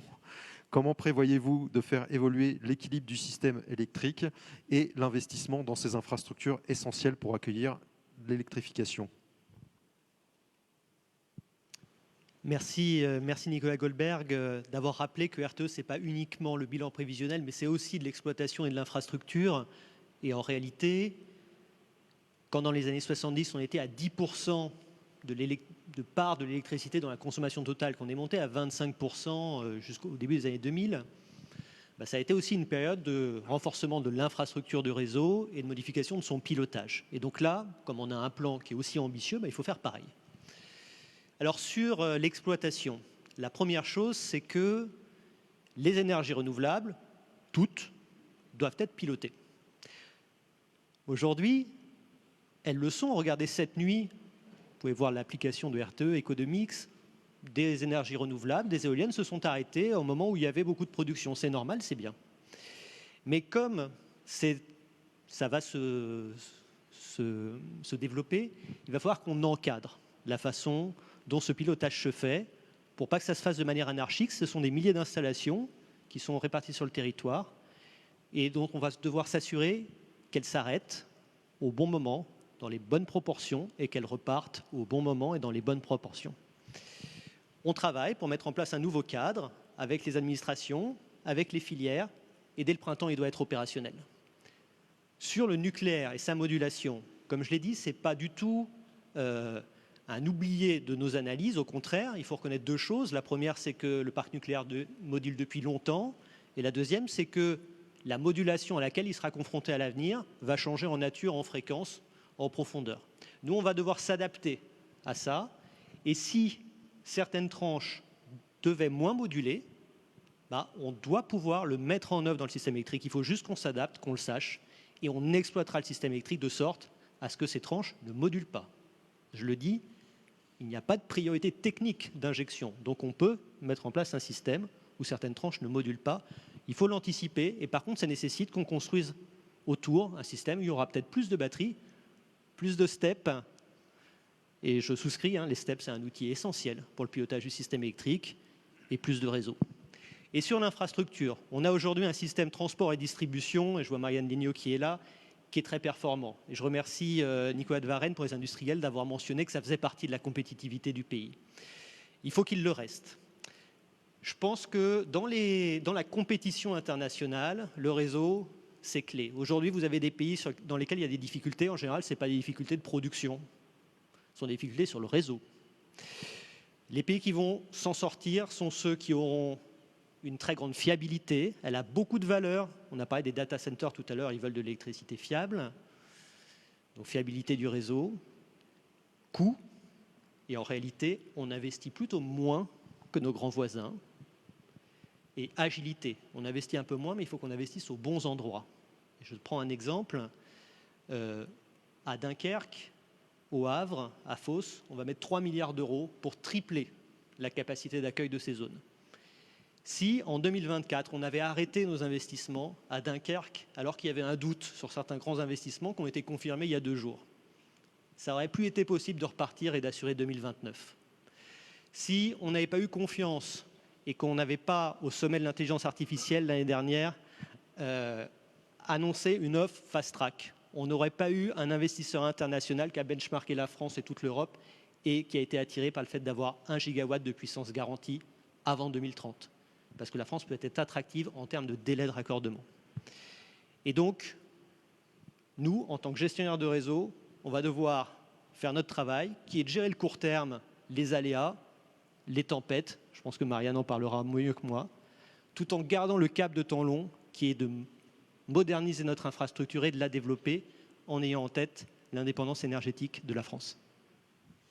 Merci Thomas Vérin, qui vous avez mentionné le travail des administrations. Donc c'est le cas de Monsieur Laurent Cueny, ici présent à la DGEC, où on travaille toujours plus pour mieux intégrer les énergies renouvelables au réseau et les rémunérer correctement dans un cadre de maîtrise de la dépense publique. Madame Sophie Mourlon également, qui avait animé en son temps le débat, le forum jeune autour de la stratégie française de l'énergie et du climat.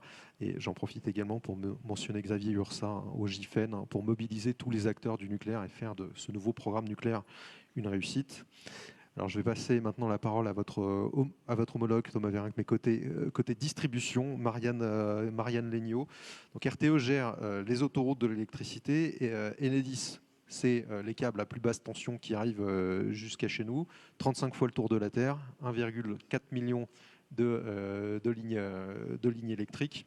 Alors votre réseau nécessite aussi des investissements pour raccorder les nouveaux acteurs, les pompes à chaleur, les bornes électriques, mais aussi peut-être surtout pour être résilient au changement climatique, parce que Thomas l'a évoqué, vous allez être confronté à de nouveaux aléas, des tempêtes, il y en a eu une aujourd'hui, avec un objectif à chaque fois de remettre le courant à 90% des clients en 48 heures. Ce qui est exceptionnel, un miracle à chaque fois. Alors comment ces investissements s'organisent autour de vous pour rendre le système électrique robuste et résilient au changement climatique? Merci Nicolas, Monsieur le Premier ministre, Mesdames et Messieurs les ministres.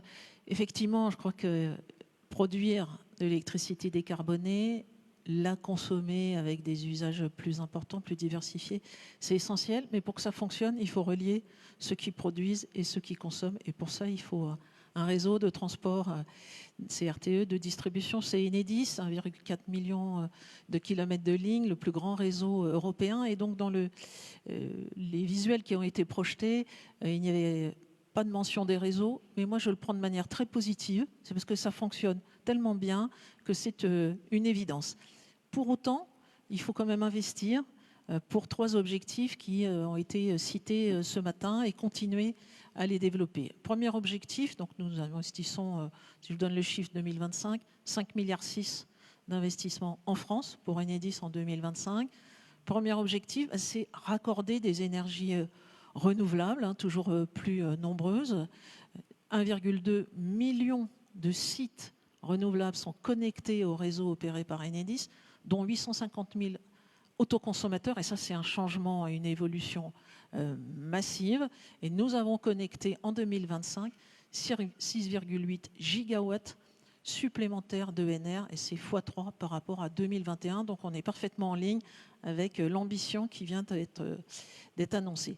Le deuxième objectif, et on a consacré à ce premier objectif 1,1 milliard en 2025. Le deuxième, c'est du côté de la consommation. Les usages à développer ont été cités. C'est, si on veut, plus de data centers, plus de bornes de recharge électrique, plus de ports dont les quais sont électrifiés, plus de camions électriques. Il faut plus de pompes à chaleur. Il faut raccorder tout ça, une nouvelle fois, au réseau opéré par Enedis. Et là, du côté de la consommation, nous avons connecté 8 gigawatts supplémentaires en 2025. 50% de l'industrie française est connectée au réseau que nous opérons. Donc là aussi, développer ces usages, c'est rendre possible ce que nous appelons chez Enedis la deuxième électrification de la France, parce que c'est ça qui est en train de se passer et qu'il faut continuer à pousser. Et le troisième objectif de ces investissements, et c'était 1,4 milliard en 2025, c'est rendre ce réseau pour que les Français, quand ils appuient sur le bouton, aient l'électricité, comme c'est le cas aujourd'hui, le rendre plus résilient à des aléas climatiques qui malheureusement sont plus nombreux.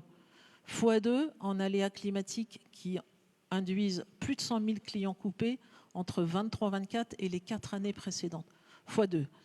Aujourd'hui, la tempête Nils est en train de traverser les façades sud-ouest et puis elle va jusqu'en Languedoc-Roussillon. À 8h30, c'était 900 000 clients coupés. Pour mémoire, Kiran, qui a dévasté Normandie et Bretagne, c'était 1,2 million de foyers français coupés. Donc il faut bien sûr investir pour rendre le réseau plus enfoui, plus résilient, plus digital, mais il faut aussi avoir des capacités opérationnelles pour, quand l'aléa se produit, être capable d'envoyer des équipes et des équipes supplémentaires. Donc aujourd'hui, nous avons mobilisé 3000 techniciens salariés d'Enedis et prestataires. Nous envoyons des hélicoptères, des groupes électrogènes, du matériel, des camions, etc. pour réalimenter le plus vite possible les Français qui sont aujourd'hui privés d'électricité. Et nous le faisons en effet dans des délais qui sont plutôt bons par rapport à des homologues, y compris de pays très développés. Je finirai en disant que pour réussir ce formidable défi industriel, bien sûr, il ne suffit pas d'investir. Il faut aussi deux choses, des compétences, et donc il faut investir dans l'humain, et nous allons recruter 3500 nouveaux salariés, nous sommes 41 000 dès cette année, pour attirer des jeunes techniciens, des techniciennes dans ces métiers qui sont extrêmement porteurs de sens. C'est un vrai service public de la transition écologique. Puis la deuxième condition, il faut une supply chain, il faut une filière industrielle elle-même résiliente et elle-même localisée en France et en Europe. Nous avons fait 4,5 milliards d'achats en 2025 en travaux, en équipement, 90% en France et en Europe. Donc je pense que ce véritable défi, il montre que le réseau est porteur d'avenir et qu'il est la colonne vertébrale de tout ce que nous devons continuer à accélérer. En tout cas, chez Enedis, on est prêt à relever ce défi. Merci Marielle Legnaud. Et puisqu'on parle d'investissement en milliards, vous avez déjà fait un investissement en milliards avec le programme Linky qui s'est terminé avec succès, programme qui permet effectivement l'autoconsommation que vous avez mentionné, mais aussi un rétablissement des clients en cas de coupure plus rapidement, puisque c'est ce qui vous rend le réseau basse tension visible et qui permet de mieux cibler les investissements sur le réseau électrique pour avoir une électricité de qualité, puisque l'électricité a une qualité quand elle arrive chez vous, 220 volts, 50 Hertz. On va quitter rapidement le monde de l'électricité pour aller au monde de l'énergie hors électricité. Je me tourne vers vous, Olivier Dauger, donc représentant de France Gaz Renouvelable. Alors l'électrification, c'est important, mais l'électrification ne peut pas tout. On a besoin d'autres vecteurs énergétiques, notamment du gaz, qui est aujourd'hui majoritairement fossile, bien qu'on ait une production de gaz renouvelable qui progresse et qui va devoir progresser, qui permet une production locale de gaz, mais pas que, également de digesta, qui permet à nos agriculteurs d'avoir une source de revenus complémentaire et d'être un peu plus autonomes sur certains intrants agricoles. Alors vous, comment vous voyez les objectifs de cette PPE sur les gaz verts et ce qu'ils représentent pour nos agriculteurs? Oui, merci pour les arbitrages des objectifs. Je voudrais aussi remercier, je suis le seul agriculteur, je dirais, et je suis dans la grande famille de l'énergie maintenant, et je pense que c'est très important parce qu'on parle bien sûr de l'électricité, Il y a toute la partie non agricole, la sortie du carbone, voilà, la fin de la parenthèse fossile. Et rappelez-vous qu'avant la parenthèse fossile, c'est l'agriculture qui faisait et les sols qui faisaient, et 25% du territoire était destiné au non alimentaire. Je ne dis pas qu'il faut faire 25% du territoire en non alimentaire, parce que sinon, voilà. Mais il n'empêche que c'est le retour, et c'est tout à fait bien que le monde agricole réintègre, parce que sur une grosse partie, merci de parler de géopolitique, Monsieur le Premier ministre, parce qu'elle existe, bien sûr, sur l'énergie, elle existe sur l'alimentation, avec des problèmes politiques, avec des problèmes climatiques, avec des problèmes sanitaires aujourd'hui. Et ces deux filières, finalement, sont très complémentaires. C'est-à-dire que l'intégration de la bioéconomie dans le monde agricole permet aussi de faire une évolution des systèmes agricoles, une transition des systèmes agricoles, et au contraire, ça accompagne et ça améliore, je dirais, la partie alimentaire. Christiane Lambert aimait bien dire, on est une agriculture de solutions sur le carbone et sur les transitions, et c'est aussi des solutions pour l'agriculture. C'est véritablement ça, et c'est dans ce sens un peu d'économie circulaire. Il y a une complémentarité, il n'y a surtout pas d'opposition, et souvent ce sont des projets de territoire, dans les territoires, à taille humaine, entre guillemets, donc il y a aussi un enjeu d'acceptabilité territoriale qui est très important. C'est aussi, ça a été dit, mais c'est important aussi, souvent des filières, et c'est plus qu'important, compétitives, pilotables, et qui répondent à des vrais enjeux de marché derrière, mais aussi de gestion. Et ces filières-là sont là. Très rapidement, et j'arrive sur le biogaz, mais très rapidement justement aussi sur l'agrivoltaïsme. On voit très bien que l'agrivoltaïsme permet de garder, et je remercie d'ailleurs Madame la Ministre Pannier-Runacher d'avoir mis dans la loi APER cette définition de l'agrivoltaïsme qui n'existait pas, mais qui permet, sans disruption de la production alimentaire, au contraire de produire de l'énergie, qui aujourd'hui devient pilotable avec la gestion de la cloche et qui, surtout en termes de prix de revient, rentre dans le prix du marché. Le biogaz, parce que le biogaz, justement, ça permet de valoriser les effluents, mais aussi de valoriser les couverts végétaux. On va avoir une agriculture qui va de plus en plus avoir besoin de couverts végétaux, pour des raisons de carbone, pour stocker du carbone, pour des raisons de biodiversité, pour des raisons d'échange de l'eau. Donc si on peut arriver à en valoriser une partie, sans excès bien sûr, une partie, mais aussi valoriser les effluents des éleveurs, recréer, je dis souvent qu'un méthaniseur c'est une usine à engrais, pour dire du gaz, mais on a un enjeu d'engrais organique qui est très fort. Si on sort de l'engrais minéral, ça permet de produire, ça ne se remplacera pas suffisamment, mais c'est une brique importante. Donc il y a un côté très complémentaire de la production alimentaire. Il y a d'autres filières, j'y rentre pas, mais derrière tout ça, bien sûr, il y a besoin d'outils. Donc là, j'appelle, et je sais que on va essayer d'aller assez vite pour mettre en place des outils, notamment dans le biogaz, où il y a la CPB, la trajectoire, je dirais, de la CPB qui est plus qu'urgente parce qu'aujourd'hui tout est bloqué. Les acheteurs et notamment se limitent à 2 ou 3 ans parce que quand il n'y a pas de visibilité, on n'achète pas. Et du coup, les financiers reculent. Et on voit aujourd'hui un doute chez beaucoup de financiers, chez banquiers, en disant on n'a pas confiance aux ENR. Et du coup, voilà. Donc il y a un vrai besoin d'aller vite derrière, que ce soit sur le gaz et aussi sur les appels d'offres électriques. Voilà, sur l'ensemble de ce qui est décidé aujourd'hui. Il y a l'enjeu des cogés, Monsieur le Premier ministre, des cogénérateurs, excusez-moi, je suis un peu des cogénérations qui vont arrêter pour une raison de prix d'électricité qui ne rentre pas dans le prix de compétitivité, mais à qui il faut trouver des solutions, notamment par les CPB. C'est pour ça qu'il faut aller vite sur les CPB, mais peut-être aussi pour certains par d'autres solutions. C'est quand même les premiers, c'est les précurseurs au début des années 2000. Il y en a plusieurs centaines. Alors en macro, ça ne représente pas beaucoup, mais sur le territoire et individuellement, ça serait dommage. Ils sont souvent insérés dans l'élevage. Ça veut dire que souvent, l'arrêt du méthaniseur entraînera aussi l'arrêt de l'élevage. Donc on est dans une situation importante. Et puis l'autoconsommation sur tous ces sujets-là. L'agriculture consomme, et d'ailleurs dans le plan d'électrification, on est en train de regarder pour la partie agricole, parce qu'il y a aussi un vrai enjeu au niveau agricole. Je ne vais pas beaucoup plus loin, juste important aussi d'aligner, notamment au sein de la SFEC, les différentes politiques, notamment les objectifs et les ambitions au niveau agricole et les ambitions au niveau biomasse, au niveau attente par rapport à la bioéconomie. C'est-à-dire qu'il faut véritablement avoir une ambition pour l'agriculture de production qui répond à tous ces enjeux, aussi bien alimentaires que non alimentaires, et une dynamique qui permette de le faire au risque de voir des importations importantes. Et puis, Monsieur le Premier ministre, je terminerai par ça. Il y a bientôt le Salon de l'agriculture. Et j'ai un souhait suite à cette PPE qui vient de sortir, c'est que dans votre discours, dans vos différentes... Voilà, vous parliez justement de ces sujets de bioéconomie. C'est un atout important pour aussi donner des perspectives aux agriculteurs. On a la stratégie européenne de bioéconomie qui arrive, la stratégie française qui est aussi en discussion. C'est non seulement des solutions pour les autres secteurs, c'est des solutions pour le carbone, c'est des solutions pour le climat, mais c'est aussi des solutions pour aider aux transitions agricoles qui sont aujourd'hui et vous le savez bien, très compliqué économiquement, mais aussi par rapport au climat. Donc voilà, faisons de ça un atout général. Et merci de considérer l'agriculture dans la famille de la grande famille de l'énergie. Merci. Oui, merci Olivier Dauget, puisque vous êtes aussi administrateur à la FNSEA et président de France Agrivoltaïsme. Et on voit là les liens qu'il y a entre l'énergie et l'agriculture, qui sont deux mondes qui vont devoir apprendre à se parler, d'autant plus que effectivement tout ne sera pas électrique, il y aura beaucoup de bioénergie, et là-dessus le monde agricole est très attendu, puisque ce sera le premier fournisseur de bioénergie pour le système énergétique.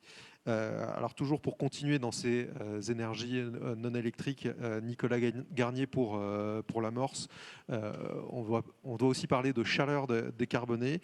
Dans la PPE 2 comme dans la PPE 3, il y a des objectifs d'extension des réseaux de chaleur et de création de nouveaux réseaux de chaleur. Donc comment est-ce que vous jugez ces possibilités en lien avec les élus locaux, puisque les réseaux de chaleur urbains, c'est quand même un sujet très local?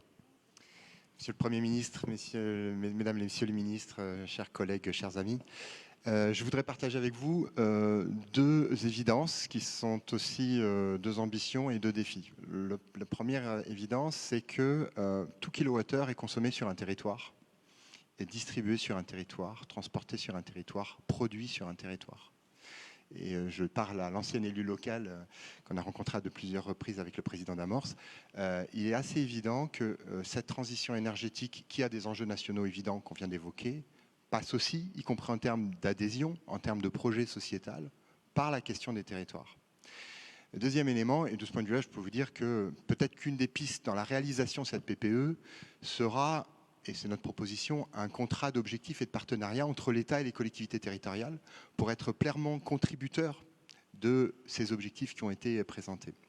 La deuxième évidence dont je voudrais vous parler, c'est qu'effectivement, au-delà des débats de paroisse, a dit Monsieur le Ministre, ou de famille, sur la mode de production, il y a quand même une évidence, c'est que le premier besoin énergétique de ce pays, c'est de la chaleur.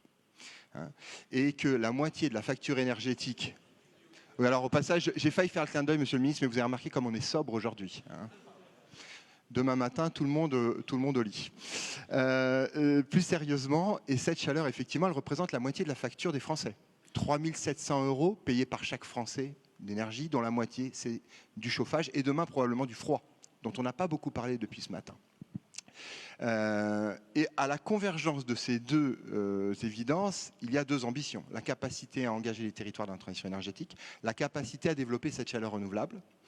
Et cette ambition, elle passe en particulier par ce qu'on appelle les réseaux de chaleur. Ces réseaux de chaleur, ce n'est pas un cousin éloigné de la famille énergétique, c'est vraiment un vrai membre de la fratrie, Monsieur le Ministre, je pense. Et aujourd'hui, il y en a partout. Si nous avions eu une demi-heure de plus, nous vous aurions amené au Poisa, à 10 km ou 15 km d'ici, ou à la Moura, ou à d'autres endroits. Il y a des réseaux de chaleur partout sur le territoire, ruraux, urbains, portés par des élus locaux. Et on est à quelques jours des élections municipales. Je peux vous dire que contrairement à ce qu'on croit, ce sujet de l'énergie est au cœur des municipales. Et ce qu'on demande aujourd'hui aux élus, je parle sous le contrôle de l'ancien président d'Intercommunalité de France, cher Sébastien, ça va être effectivement la capacité à dire, monsieur le maire, monsieur le président d'Interco, en quoi vous allez m'aider à payer ma facture, en quoi vous allez m'aider à avoir du confort d'été, etc.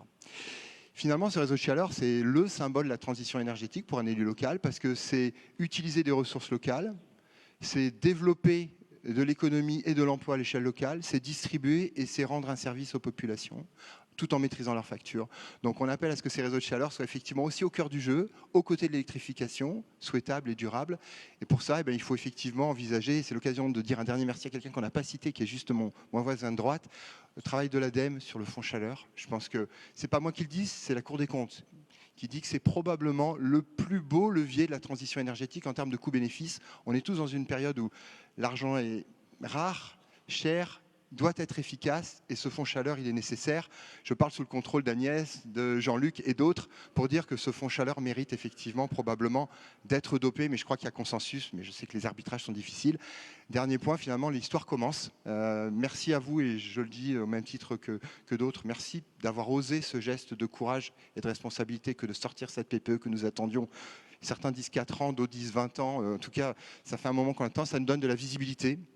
Maintenant, l'histoire commence, et juste, si je terminais par un clin d'œil, il faut la réaliser de manière symétrique Je pense qu'on serait déçu si une partie de cette histoire était réalisée et l'autre ne l'était pas.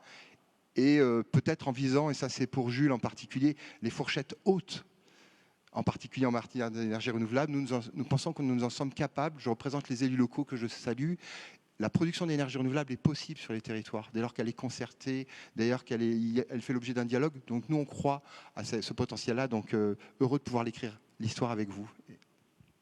Merci. Et effectivement, je voulais parler du fonds chaleur renouvelable qui est opéré par l'ADEME, dont Sylvain Wasserman à côté de vous et l'éminent président. Alors, continuons sur le local et les territoires. Benoît Lecacheux, pour Holosolis, je me tourne vers vous. Donc, on va produire des technologies de la transition. Pour les panneaux solaires, il faudra avoir des critères de localité, mais ça, c'est quand même compliqué compte tenu de la concurrence de la Chine. Donc, comment est-ce qu'on fait là-dessus ? Merci pour la question. C'est pas la première fois qu'on me la pose. Donc oui, en effet, je pense qu'il est possible de fabriquer des panneaux solaires en France. Je pense que c'est indispensable. Et je pense qu'il y a 4 éléments incontournables pour y parvenir. Le premier, il a été évoqué plusieurs fois aujourd'hui, c'est la visibilité. Il faut donner une visibilité long terme à nos clients, à nos investisseurs pour qu'ils soutiennent un projet industriel comme celui-là. Le deuxième élément, vous venez de le mentionner, c'est qu'on a besoin, comme tout industriel, pendant la période nécessaire pour atteindre une compétitivité, d'être dans un cadre qui soit protecteur et où on ne soit pas en confrontation directe avec des concurrents qui ont des règles sociales, environnementales, de financement très différentes des nôtres. Et donc, pour ça, la préférence européenne est pour nous un élément important. Le troisième élément qui est aussi important, c'est de nouer des partenariats techniques avec les leaders mondiaux de ces industries aujourd'hui. Puisqu'il faut qu'on acquiert ce savoir-faire industriel que nous n'avons pas en Europe. Et pour ça, il faut travailler avec les gens qui maîtrisent ces technologies et il faut retransférer les technologies vers la France pour y parvenir. Et le quatrième élément, c'est le besoin de produire à l'échelle, à très grande échelle pour être compétitif, et d'intégrer dans nos modes de production industrielle les dernières technologies, robotisation, digitalisation, intelligence artificielle. Et pour ça, on a en Europe des champions qui nous permettent de le faire. Donc, je pense qu'il est tout à fait possible de produire des cellules et des modules photovoltaïques en France. Je pense qu'aujourd'hui, avec la PPE qui vient d'être annoncée, on a coché la case visibilité. On ne devrait pas tarder à cocher la case préférence européenne. On a noué au sein de Holosolis les partenariats qui nous permettent de répondre au troisième et au quatrième élément que j'ai mentionné. Et donc, on va produire des panneaux solaires en Moselle et on va créer 2000 emplois industriels en lien avec ce projet. Merci à vous. Bonne nouvelle pour ces créations d'emplois dans les territoires. Alors si on continue sur les emplois, il y a chaque Torah, je me tourne vers vous pour Siemens Energy. Donc le développement de l'éolien en mer, ça a été fait c'est un objectif de longue date avec des usines en France qui permettent de redynamiser les ports français. Alors, quels enjeux vous voyez à faire de l'éolien en mer un des piliers de la souveraineté industrielle et avec des industriels qui ont au moins leurs usines en France et sur nos ports? Merci, Monsieur le Premier ministre, Mesdames et Messieurs les ministres, Mesdames et Messieurs les élus et mes collègues de l'industrie et de l'énergie. Alors, contrairement à Monsieur le ministre Roland Lescure, je n'ai pas vécu au Canada, je suis libanaise, je me permettrai de garder mon manteau puisque au Liban, la chaleur, l'électricité et la résilience sont dans le cœur, mais pas dans le corps. Donc, en ce qui concerne donc l'éolien en mer et les réseaux en mer également, sont aujourd'hui des infrastructures stratégiques pour atteindre un système énergétique compétitif, résilient, souverain en France et en Europe. Donc il faut les considérer comme tels. Chez Siemens Energy, on fait notre part du travail, puisque sur 100 000 salariés dans le monde, 66 000 sont en Europe, où nous avons également 22 sites de production. Nous sommes un des leaders des technologies énergétiques dans la production bas carbone, la transmission électrique et également la décarbonation avec des électrolyseurs fabriqués en Europe, que vous avez inauguré, Monsieur le ministre. Et en France, plus spécifiquement, on a 2000 salariés et on n'est pas à Paris, on est dans les territoires, avec une usine de fabrication d'éoliennes au Havre, un centre de compétences dans l'Est de la France pour la maintenance des turbines à vapeur du parc nucléaire français et un centre de compétences réseau électrique et data center à Grenoble, dédié justement à ces enjeux-là. Et au global, au niveau du groupe, on a embauché 12 000 salariés en 2025, qui montrent le dynamisme de la filière énergétique. Alors, quels sont nos enjeux et nos demandes, Monsieur le Premier ministre? Elles sont, j'espère, simples.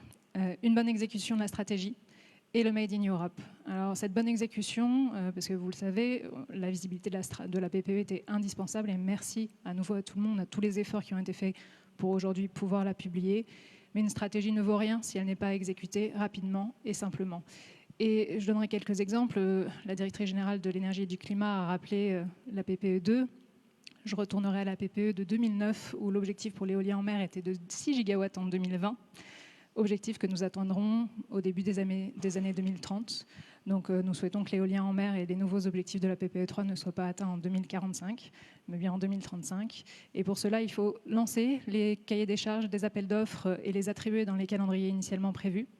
Il faut aussi continuer la simplification, puisque un projet éolien en mer continue de prendre 10 ans, même chose pour le réseau en mer, et la moitié de ce temps est dédié à des étapes administratives, essentiellement. Donc il faut, et aujourd'hui, la mesure de la compétitivité de la France et de l'Europe, c'est le temps administratif par rapport à ses concurrents aux États-Unis ou en Chine. Et d'autres éléments de simplification, notamment dans les réseaux en mer, et on en discute avec Thomas Vérinck, et qui étaient dans le paquet réseau européen, passer à des appels d'offres fonctionnels, c'est-à-dire un appel d'offres de 1000 à 2000 pages, plutôt que plus de 20 000 pages pour des industriels comme nous, et qui nous permettent à ce moment-là de faire plus avec notre appareil productif, c'est-à-dire livrer 2 ans plus tôt, 10% moins cher, pour nos besoins en réseau en Europe. Donc voilà pour les éléments, le premier point. Et puis le Made in Europe, en faire un avantage compétitif en Europe et en France. La France est fer de lance sur le sujet, nous en sommes reconnaissants. Et ce n'est pas du protectionnisme, c'est un outil et des règles équitables, comme c'est le cas dans d'autres régions du monde. Et pour nous, ça passe notamment par des critères de contenu local ciblés sur les technologies stratégiques, de l'éolien, des réseaux, potentiellement les électrolyseurs, et s'assurer surtout que ces critères ainsi que la cybersécurité soient utilisés de manière harmonisée en Europe, puisque sinon on perd la force du marché unique, ce qui est indispensable pour nous. Et enfin, un dernier point qu'on travaille avec Monsieur le ministre Sébastien Martin, les terres rares et les aimants permanents, qui doit être une filière soutenue en Europe et en France, notamment avec des investissements ciblés, qui sont un organe assez critique pour la filière de l'éolien en mer et d'autres filières également.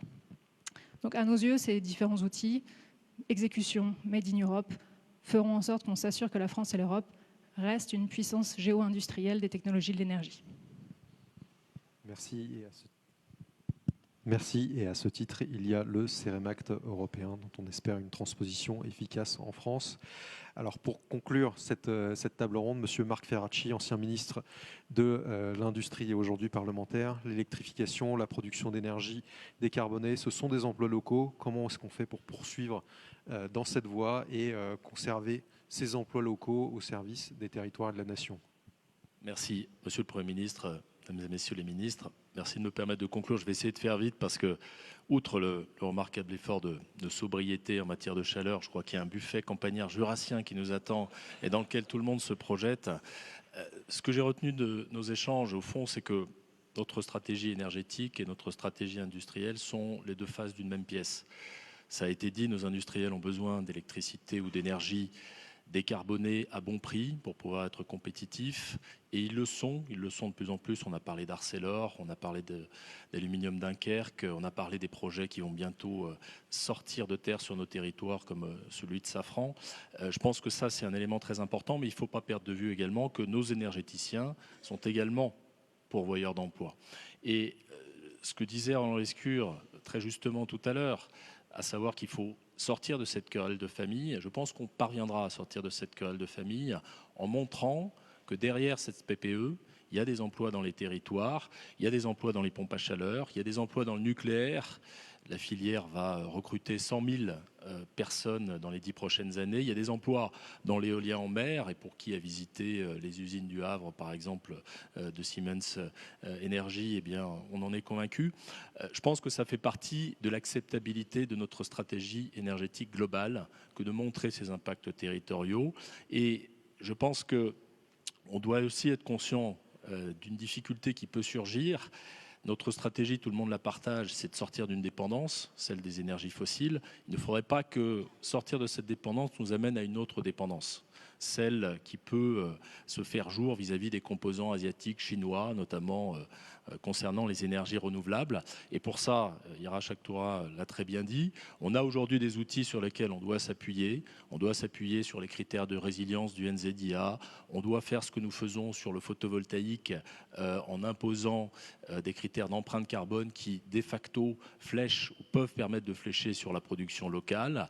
Mais on doit aussi aller plus loin. Et ça, je sais que c'est un combat que Roland Lescure et Sébastien Martin mènent avec beaucoup d'opiniâtreté au niveau européen, c'est-à-dire concrétiser la préférence européenne de la manière la plus ambitieuse qui soit, avec des clauses de contenu local qui soient les plus explicites possibles. Voilà, si on y arrive, et on va y arriver, je pense qu'on a toutes les raisons d'être optimiste et je pense qu'on a toutes les raisons de penser que demain, l'énergie sera une fierté française. Merci. Merci Monsieur le Ministre et merci d'avoir évoqué effectivement le Net Zero Industry Act européen qui permet d'avoir du contenu plus local dans les technologies de la transition. Être optimiste, on peut l'être un peu plus, en tout cas moi je le suis un peu plus maintenant que je sais qu'on va signer ces décrets de PPE. Donc merci à vous, Monsieur le Premier ministre, pour avoir porté ce sujet. Naturellement, c'est à vous que revient l'honneur de conclure cette table ronde, sachant que cette PPE, c'est une première étape, mais il y a évidemment plein de choses qui nous attendent sur le plan électrification, sur les projets d'avenir. Ça a été évoqué. Merci à vous, merci à l'ensemble des intervenants. Je pense qu'on a fait un large tour d'horizon. Ce n'est pas complet. Effectivement, il y aura des revoyures avec un certain nombre de sujets plus spécifiques sur lesquels il faudra approfondir. Je pense que ça a été dit sur les alertes sur l'éolien terrestre. On voit bien d'ailleurs que ça suscite beaucoup de passion et beaucoup d'approximation. D'ailleurs, plus un sujet est passionnel, plus en général il est approximativement traité. C'est bien notre problème. Et donc je pense que là, pour le coup, il faudra y revenir sur ce qu'est la remotorisation, la planification aussi locale, comment on arrive aussi à avoir beaucoup plus de transparence dans la manière dont les zonages sont faits. Enfin, je pense que là, il y a beaucoup de demandes qui nous viennent des élus locaux. Et plutôt que effectivement d'en faire un sujet sempiternellement conflictuel, et d'ailleurs pour dire oui à un projet ou pour dire non à un projet, qu'on arrive à le faire le plus rapidement possible et pour créer justement de la visibilité. Mais il y a beaucoup trop de conflictualité sur ces sujets. Je ne reviens pas sur tout cela. On n'a peut-être pas assez parlé d'argent public et qu'au fond, je suis un peu surpris de voir dans la presse que tel ou tel type d'énergie coûterait de l'argent. Elles coûtent toutes de l'argent et c'est par nature même le principe même d'un investissement. Et on ne peut pas dire qu'on bénéficie des investissements du passé sans se poser des questions sur les investissements à venir. Et comme à chaque fois, vu notre modèle, mais je vois quelques tweets qui sont arrivés ici ou là plus politiques, en plus avec des gens qui ne comprennent même pas comment c'est financé, avec la subtile répartition entre ce qui relève d'un investissement public, pur, argent du contribuable de l'État, ce qui relève de l'investissement des filières en tant que telles et ce qui relève évidemment de la consommation d'électricité et accessoirement de son export. Donc on le voit bien là aussi, il y a un modèle économique autour de l'énergie, mais au fond il n'est pas forcément toujours compris, et pardon de le dire de manière un peu désagréable, mais y compris parmi les élites. Et donc ça c'est une difficulté et je crois qu'il faudra aussi qu'on arrive à redonner plus de transparence et d'explications sur tout ça. Beaucoup de sujets qui sont au fond très grand public, n'ont pas été suffisamment traités ce matin, mais vous l'avez fait en partie. On n'a pas assez parlé effectivement de géothermie, de biomasse. Beaucoup de gens sont sortis cette semaine en disant mais comment ça, 60% de consommation décarbonée, etc. en 2030, c'est impossible. Bah non, il suffit tout simplement de regarder les gros agrégats pour voir que c'est complètement possible et qu'il faut accélérer. C'est vrai, la méthanisation aussi beaucoup. Je me rappelle, il y a 8 ans, comme jeune secrétaire d'État, sur nos débats sur l'injection, sur bref. Donc tous ces sujets, évidemment, sur lesquels il faudra revenir, l'hydrolien et autres. Non, pour prendre un peu d'allonge, bon, je crois que le plan Mesmer 2 est lancé, on peut l'appeler comme ça. C'est la bonne méthode. Et je soufflais au président d'EDF. Je crois que c'est la première fois, en tout cas moi, depuis un petit bout de temps, qu'il n'y a pas justement ce dialogue en miroir entre consommateurs. Et merci à toutes et tous d'avoir pris justement accepter cette méthodologie avec les producteurs. Et au fond, le clivage ne doit pas exister entre le renouvelable et le nucléaire. Le vrai sujet, c'est entre ce qui est décarboné et le fossile. Et c'est ça qui est très étonnant, c'est que c'est à la fois consensuel, mais bizarrement, ça n'apparaît pas clairement dans le débat public. Donc ça veut dire qu'il y a un loup.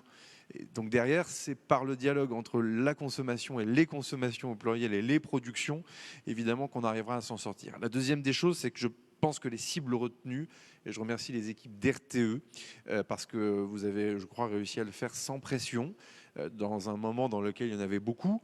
J'ai essayé de faire en sorte avec les ministres que le gouvernement ne soit pas source de pression, justement, parce qu'au mois de décembre, vous avez donné des scénarios qui sont hyper sérieux, avec des partis pris, avec des analyses qui sont techniques, et les cibles telles qu'elles sont publiées aujourd'hui et telles qu'elles seront publiées demain au journal officiel, ce sont des cibles qui tiennent compte de ces scénarios, donc avec des vraies bornes qui sont transparentes, qui sont techniques, qui sont légitimes, et avec des choix politiques après que le gouvernement assume sur un certain nombre de ces scénarios, en disant bah voilà, pour des raisons de souveraineté, des raisons d'indépendance, des raisons d'emploi, personne n'en parle mais Marc vient de le faire, des raisons de territorialisation de ces emplois, on a choisi un certain nombre de ces scénarios. Pour être honnête, ces cibles, je pense que ce sont les seules qui pouvaient être retenues. Et c'est ce qui explique d'ailleurs ce pourquoi, au fond, c'était soit la PPE sortait, soit elle ne sortait pas. Et c'est peut-être aussi pour ça qu'elle était bloquée. Et ces cibles, comme ce sont les seules qui sont au final défendables rationnellement, techniquement, industriellement, elles vont forcément et par nature être attaquées politiquement. Elles vont l'être parce que c'était tellement facile d'opposer les ENR au nucléaire, comme on est en train de faire autre chose qui est un peu plus compliqué et sur du temps beaucoup plus long, bah évidemment c'est plus compliqué à attraper politiquement, donc on va forcément entendre tout et n'importe quoi. Je crois que ça a déjà bien commencé depuis le début de la semaine sur ce sujet. Néanmoins, il faut pas céder à ça, parce que je vais pas être très politiquement correct, mais il faut qu'on assume la technicité et le sérieux qu'il faut avoir sur ces débats. Ils sont beaucoup trop graves. Et c'est pour ça que j'ai commencé mon introduction avec ce que Messmer lui-même avait connu dans les décisions qu'il avait prises dans les années 70. Parce que, à toute chose égale par ailleurs, celles et ceux qui aujourd'hui disent à peu près n'importe quoi sur les questions énergétiques sont en général ceux d'ailleurs qui disaient à peu près n'importe quoi pendant la gestion du Covid. Et c'est terrifiant de voir que des questions très techniques, quand elles sont politisées à l'extrême et vulgarisées à l'extrême, mènent en général au grotesque. Et on n'est pas loin du grotesque dans la plupart des commentaires tels qu'on les a vus cette semaine. Alors, moi, je demande aux acteurs que vous êtes, je crois que vous l'avez fait ce matin, c'est de garder le sang-froid et le sérieux qui est le vôtre. La patience, ça vous en avez fait preuve. Je crois que c'est pour ça qu'il fallait que le politique lui prenne sa responsabilité. C'est ce que nous faisons. Mais de garder justement le même sens de l'intérêt général, le même patriotisme et la même rationalité dans la manière d'aborder cette question, parce que c'est comme ça qu'on restera encore la France. Et si on ne veut pas décrocher sur un sujet qui peut être très brutal en matière de compétition internationale dans les décennies qui viendront, il faut justement garder ce cap. En tout cas, c'est ce que le gouvernement va faire à vos côtés. Au fond, dans le moment qui est le nôtre, beaucoup de gens parleront des sujets. Moi, je vais essayer, avec les collègues ministres, d'être l'équipe de ceux qui démerdent les problèmes, au fond. Et voilà un problème, je crois, qu'on a plus ou moins bien démerdé pour demain au journal officiel. Il était temps de le faire, parce qu'il en allait justement, ou non, d'un déclin ou d'une source de progrès pour le pays. Merci à toutes et à tous, en tout cas.